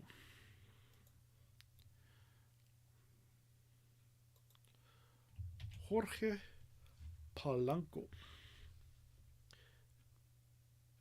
If I have a game that, wait, if I have a game has an anomaly and takes 30 packs to complete, I might have to reevaluate. Well, it's kind of like a bell curve. All the possible outcomes, like so, say you have an anomaly that's a very very short 30-pack game. That'll happen very very rarely. The same as on the other side of the bell curve, you would have games that take forever and ever. Those would be on the very very small chance of happening. But you'll discover where that true average is, where the big part of the bell curve is, just by over and over, and it's just way more likely that you'll have outcomes that land in that middle ground, in that middle area. That's how the law of large numbers actually comes to work out, and that's how it can be tested. So, like, if you think your average is going to be here, but you keep getting over and over and over again more over here, then it's like, okay, the actual average should be moved down more. So I think, like, if you did 20 games, that should give you a pretty decent spread where you're going to see some outcomes clumped in a middle, and you're going to go, okay, well, here were the outliers, but most of the games landed here, and these were the numbers for the outcomes, and that's how you're going to figure out your typical average. To be safe, I could always go back to using real bingo numbers, which would guarantee that all boards are complete with less than 75 cards. But I didn't like the pacing. Yeah, I remember one of my initial thoughts was maybe you can make instead of using the little pegs that had the numbers on them, you could actually have a dedicated set of baseball cards that have numbers on them from 1 through 75 and that you could use those. But yeah, if you want to do it the way you're doing and you think that that's a pretty decent pace, then that average will eventually come out. That average will eventually become observable. And when you write out where all the what all the outcomes were, it'll just, you know, my best wild guess is an average of 150 cards to complete the games. Maybe it will be 150. But yeah, definitely go back to. Well, you just recently changed the game, right? You just recently changed it to the eight eight bingo boards and all that. So, hmm. And what's going to be moving that average really is that you're using new packs from different sets. So, like, if you wanted to calculate it, you could, you know, restrict some of those numbers to give you a cleaner calculation, but it won't be that accurate of a calculation because you do have those numbers in those packs. So there's a lot of variables there that throw things off. Um, if you had the time, I would be trying to get in as many test runs as possible. I would be trying to do like, if I had the time and the money and the resources, just out of curiosity, just to run through the proper game a good 15 to 20 times. And as I'm getting close to that number of trials, the outliers will be figured out and the actual average will be figured out.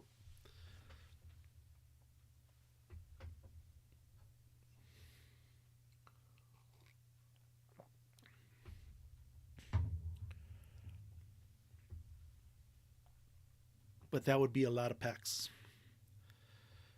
And I know we're not all made of money. It's not easy. Jorge Polanco.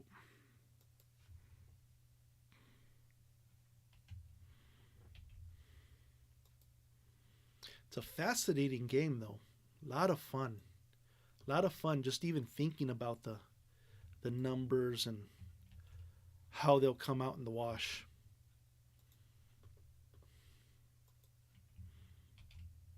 Number games are so much fun.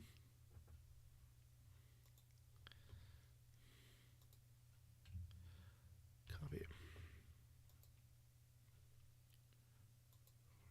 Paste. So let's see. Round 7.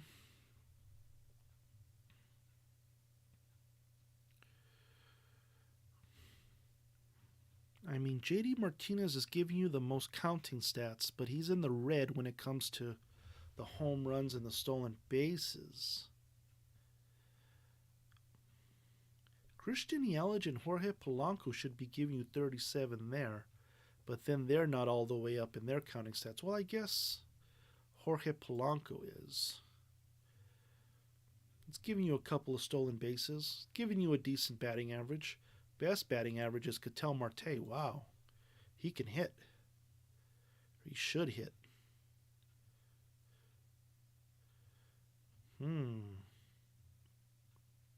That's interesting. Another number game. Fun to see the way the numbers play out.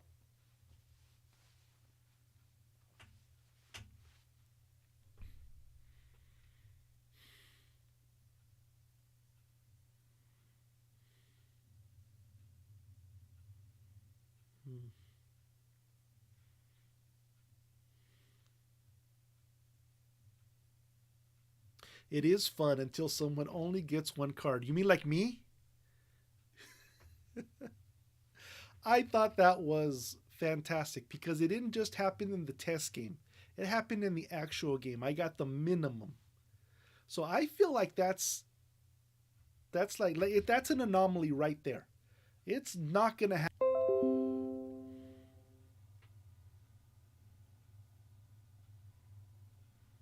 And are we back? Are we back? Internet went down for a second. Hopefully all the little machines picked up where we left off.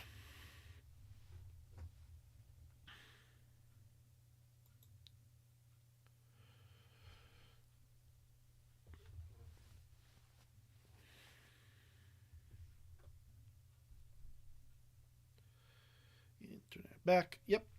Thank you. Yeah, I just had a little bit of a internet drop off. I had to reconnect. But yeah, I'm pretty happy with that record. I'll take it. You know, baseball cards come and go. Records are forever.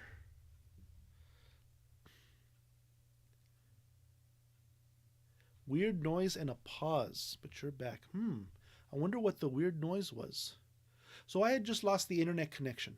So everything that was dependent on that internet connection just collapsed. And then I turned it back on, and thankfully it all reconnected. I didn't have to go back into it and start the stream all over again. It'll be interesting to see, though, how YouTube posts it. I think it should be one continuous. I think.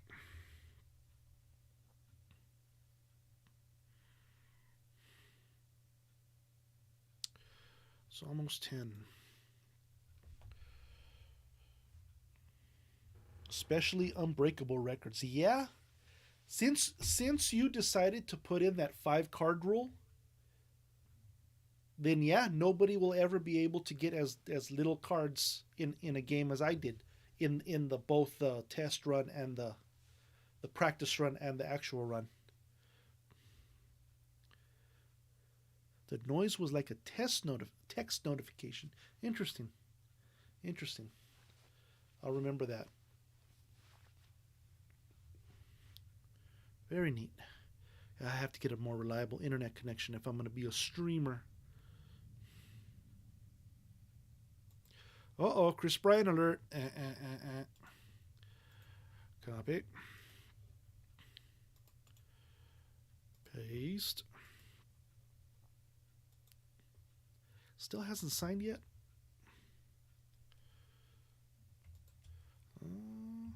Copy. Low end, low end. That's interesting because we're barely in the 8th round. And we're in the low end of the draftable players. So if you take a picture early, you will pay for it.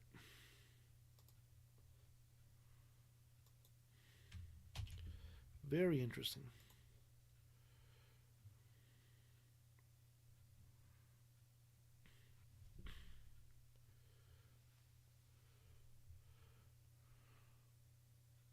Jazz. What are you going to do this year, Jazz?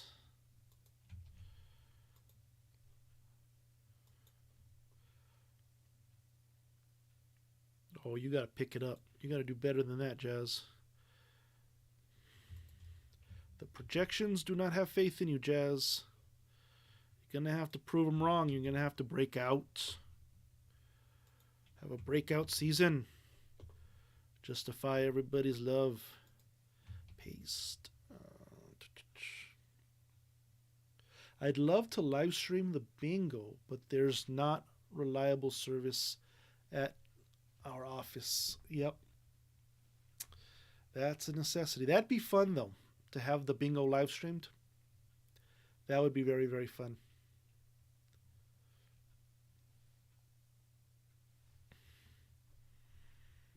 Yeah, some of these professional streamers, they got their stuff down pretty good. They need it. They depend on it. That's how they make their money. Let's see. Cody Bellinger. Keep that hair short and keep producing.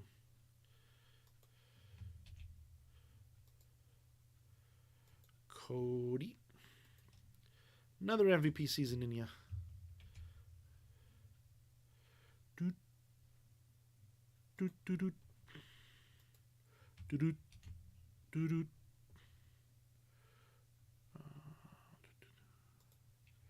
Copy.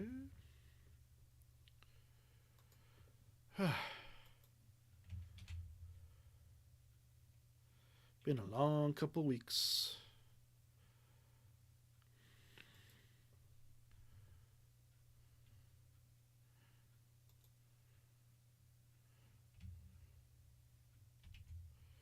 Brian Reynolds. Find ya. There you are, Pittsburgh. If you have a good season, it's your ticket out of Pittsburgh.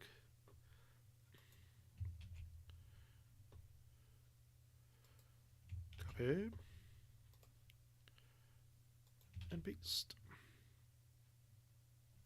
Ideally, I'd like to have actual bingo cards in the hands of the audience. And they have to track and announce their own winning cards. Yeah, that would be fun. Oh, with the duplicate card of your office. That would be fun. Some type of interactive type deal. Oh, if you could have a software that people can join in, and so you have access to the software as well.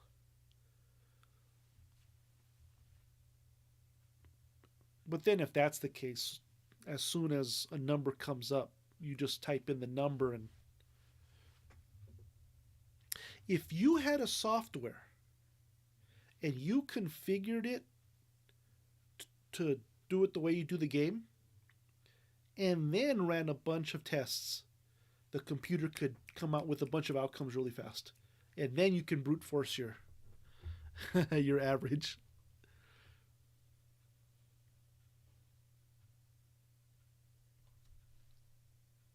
Very interesting. Are you enjoying the bingo more than the minute rips? I still think minute rips is your flagship. It's really good.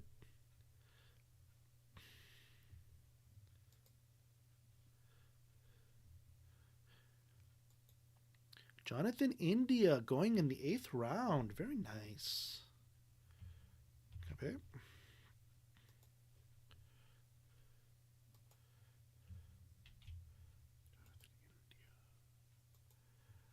Do do do do do do do do. Copy.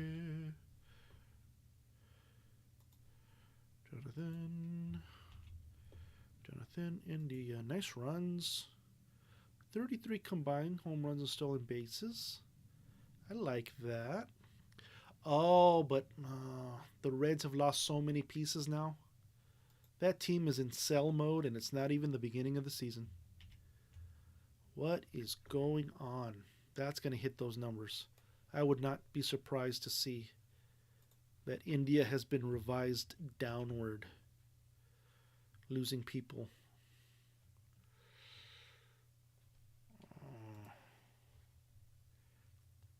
I'm an analog guy. That's cool. That'd be a lot of fun, though. You'd have to mail out all the game pieces to all the players. Probably have to do it like a month in advance. Then they would have to actually show up and not have something come up.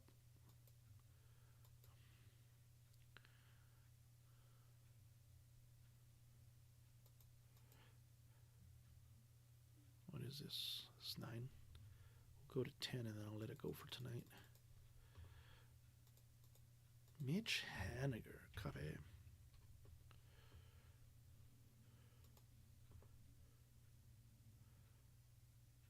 Mm.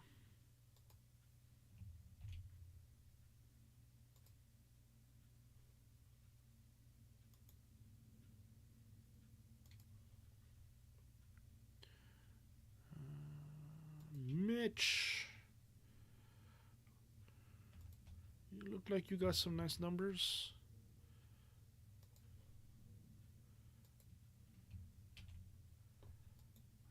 Like that home run number. No, that's pretty good. It's the batting average that you don't have.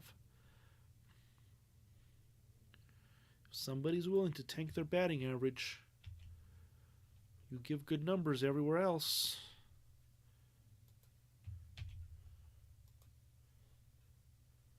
It's a little harder for me to keep up the energy through a bingo game, yeah.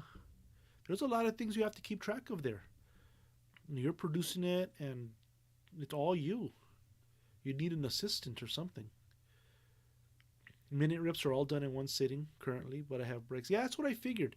I figured like maybe at the beginning of the month you knocked out all 30 or 31. Makes sense. It's a great efficiency in terms of production. See, that's one of the things I have in order to do my main series. It's since I'm incorporating people's comments and people's picks of the pack, then I have to do it every day in order to look at the comments, integrate their input, and then produce it in the video. Which I like. I like the aspect of having audience participation on a day-to-day basis, but then it's just a time crunch. If I don't have the time, if my regular life gets a little bit wonky like it's been. So I'm trying to think of ways to probably just have to bite the bullet and just do it. Like I like it. I like having the audience participation. I like everybody getting to say, this was my pick of the pack, and then read the comments and all that. It's enjoyable.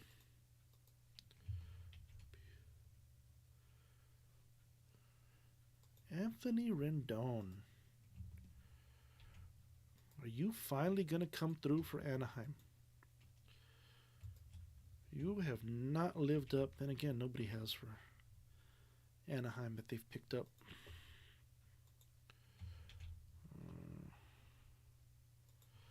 Ninth rounder still. Not too bad.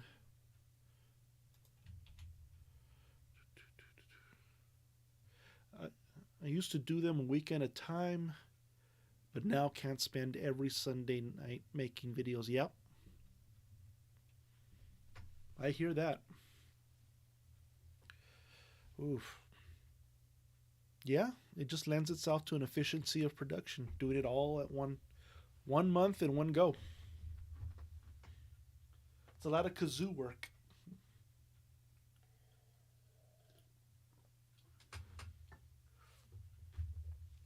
Stop. Start. Stop. Start.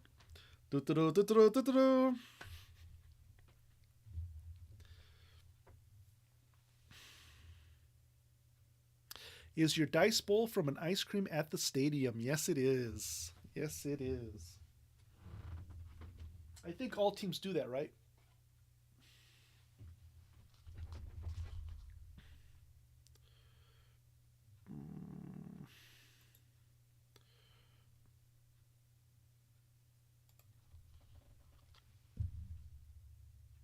I think all teams do that. They have the little ice cream bowl. Saved it, washed it up, found a good use for it.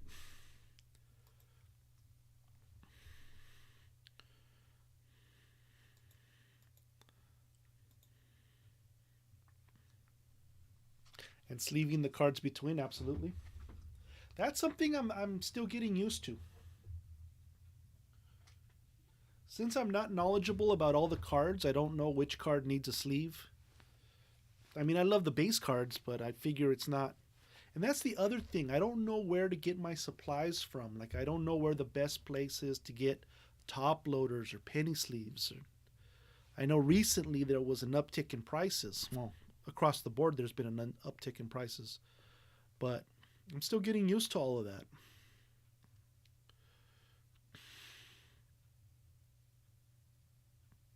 Someone should make those helmets in ceramic, yeah? I bet there's somebody on Etsy who would do something like that. Anthony Rendon. just finished him. Jesse Winker. Didn't he just get traded? I think he was one of the ones that just got traded.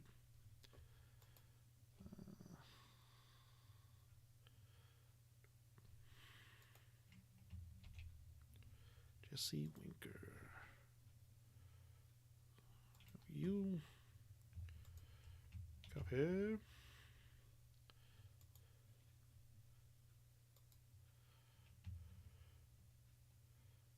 Paste. Cincinnati copy.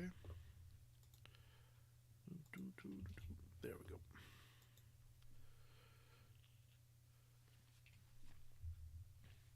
I'm just glad I didn't throw that helmet out. I might have needed to make room and just get rid of clutter, and found a good use for it. I sleeve all my cards. Yes, you do. I've noticed that. I have so much to learn that all my cards end up getting handled multiple times and they would get ruined if they weren't sleeved. Yeah, I hear that. But if I remember correctly, in a very early video, you mentioned that you were able to pick up a case of penny sleeves when they were at a good price. So you're well positioned in order to do that. I had no such luck.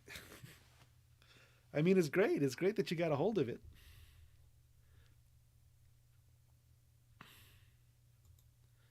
That's what I need to do. I need to wait until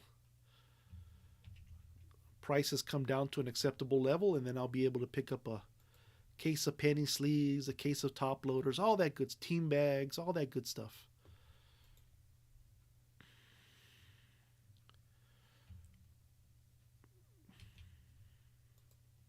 So everything gets worked out in time. I'm not worried about it. We do what we can. No more and no less. Tommy Edman. What was that?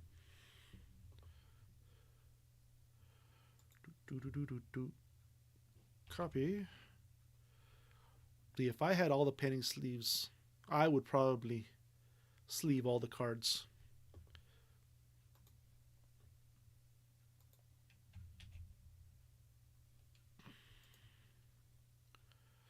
Bobby Witt Jr. KC. What can you do? Oh, there you are. Right next to Akil Badu. Copy. Get you here, Bobby Witt. Paste. We're going to take that. Copy. Bobby Witt. Paste. Right here. You can still order a case online for a fair price. A case has 10,000.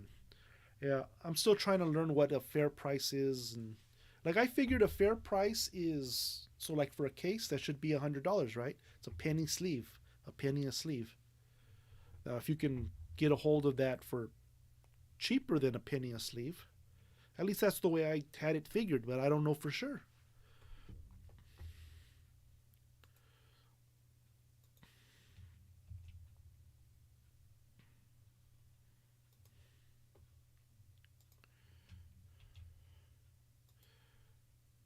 Yasmani Grandal.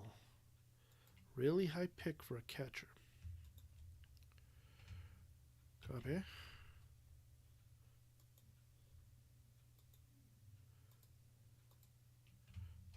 See, and this is how come I like to do the averages.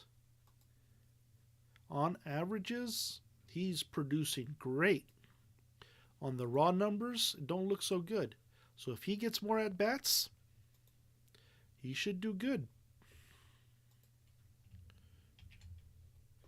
Worth the 9th pick? Maybe. I don't like reaching for catchers. I don't always sleeve bulk used cards though. Yeah, those would be the ones that would probably be worth skipping. If they're already damaged, then kind of defeats the purpose of the penny sleeve.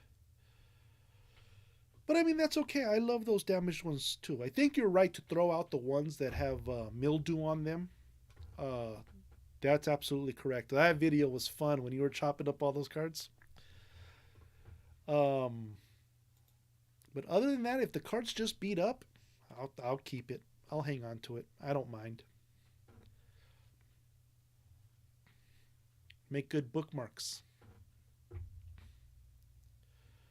100 to 110 should be fair right now. Some brands are less than that. I think a dollar 10 should be fair right now. Well, yeah, I would say that's fair in general. Yeah, I got to go looking for it, which means I have to have time. I have to have a little bit of extra money. Max Muncy, but that will get done. That will definitely get done. It's top loaders that I would like to get a hold of. And then, of course, figure out how to mail things in an efficient, safe, and economical way.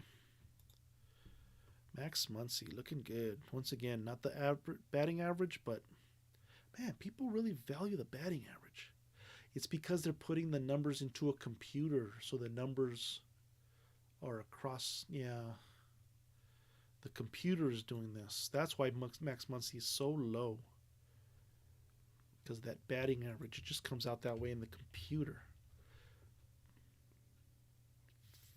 I think he's worth more than this. Oh, and also the arm injury. Oh man, if only he didn't get hurt on the last day of the season. Atlanta would not have won last year. It would have been all Dodgers. What could have been, what could have been. That's all right. That happens. Guess you could say it was Atlanta's turn. Although sports people tend to not think like that.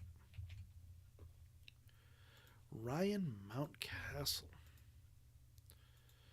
Mountcastle was robbed. So unfair. He was the rookie of the year.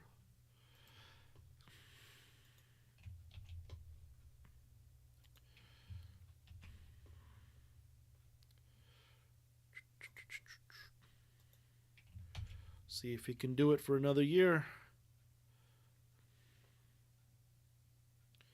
There was going to be a series of different ways to destroy cards, but I ended up chucking the box.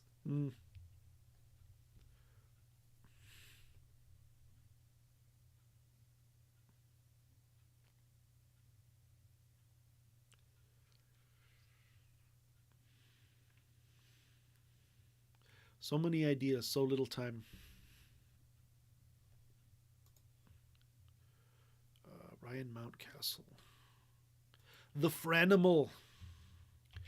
Franmil Reyes.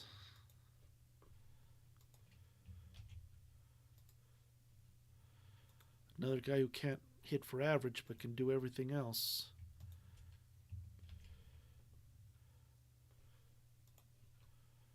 The Franimal. We're going to copy that. Come back here. Doosh.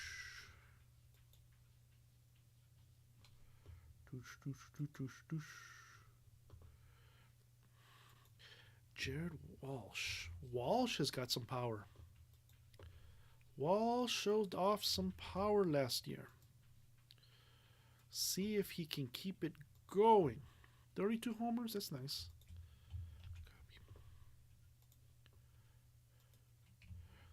Paste. Copy.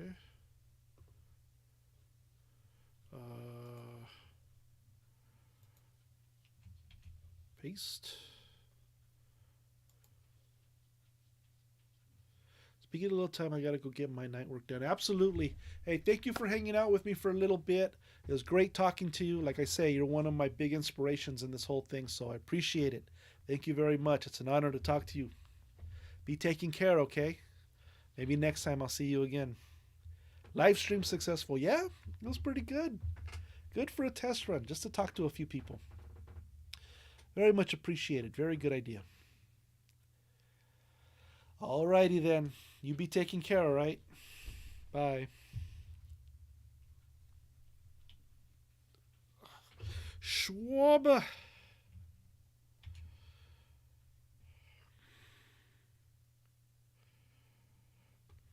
Schwalbe gonna hit bombs again.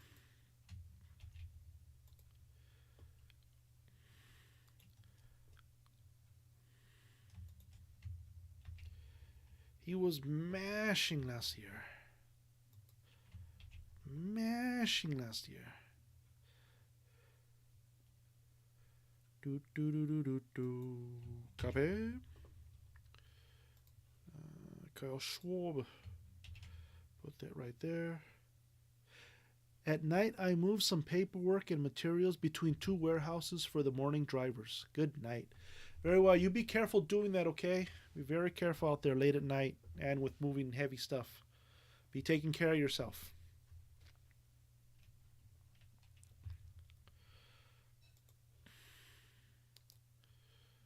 So we got Schwab, and then we got DJ LeMahieu. DJ. Ricky.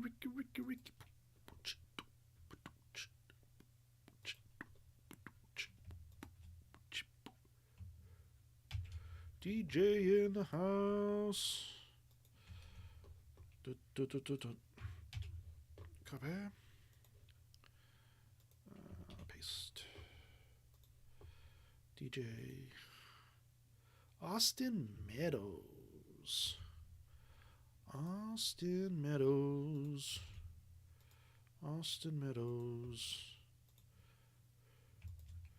Copy. Austin Meadows. A lot of batters this round. There you go. Tampa Bay.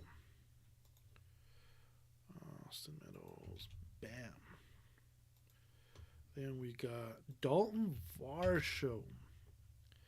Is he going to give me a good year this year? Dalton. What are you doing, Dalton? You're going to have catcher eligibility still. Because if you do, and then you play the outfield, and then hit well because you're in the outfield instead of having to crouch behind the plate all night, a decent pickup you will be. Maybe a bit early in the draft, but Pablo Lopez. Dansby Swanson. I remember that name. Heard it all postseason last year.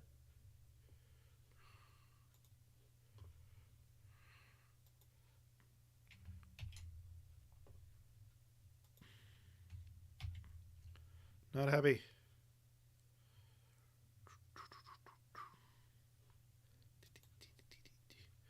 Dansby Swanson. And then we go Cronenworth, San Diego.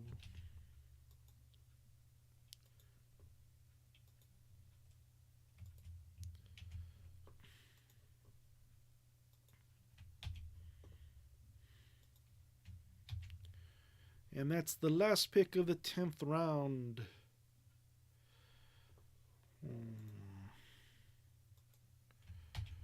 And I think I'm going to leave it there for tonight. Wow, that was heavy batting round.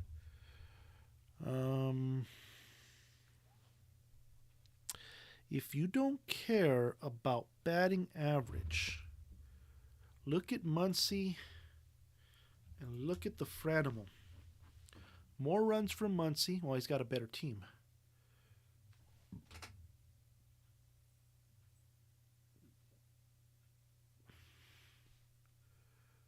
More home runs from Franimal. More RBIs, therefore.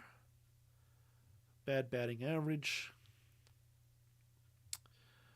Wow. A little bit of limitation. That's the other thing. Franimal will get more at bats. They got him at 5,500. Whereas Muncy's at 4.5 because of that injury. He's going to need more time. Yeah, Franimal's going to have to be the pick, I would guess, if you don't care about average.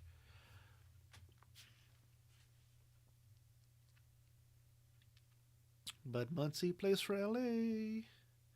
Ba-na-na. Ba-ba-ba-ba-na-na-na-na. Ba-ba. Boom, boom, boom, boom, boom, boom, boom. Yeah, that's what it is. What a grid, what a grid, what a grid. Very nice. I love it.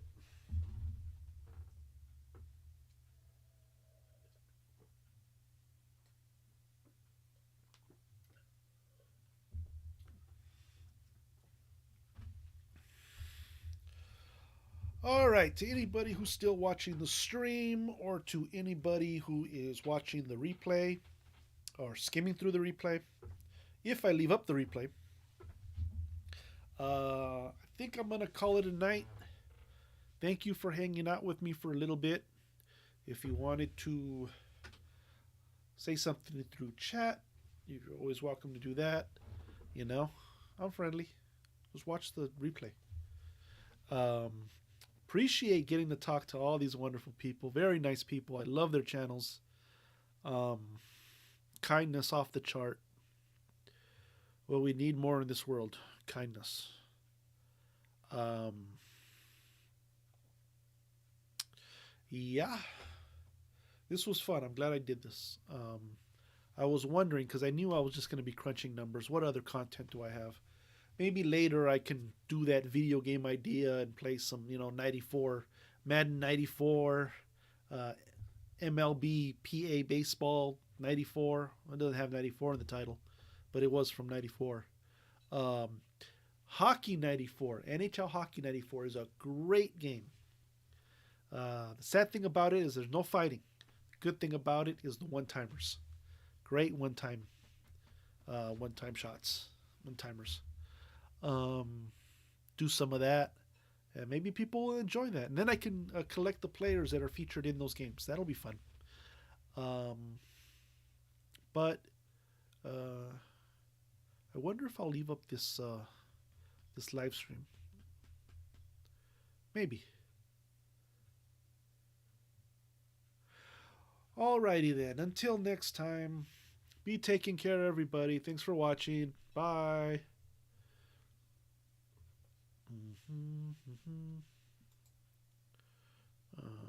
How do I do this? How do I turn it off? How do you turn it off? I guess you could do it straight through the software.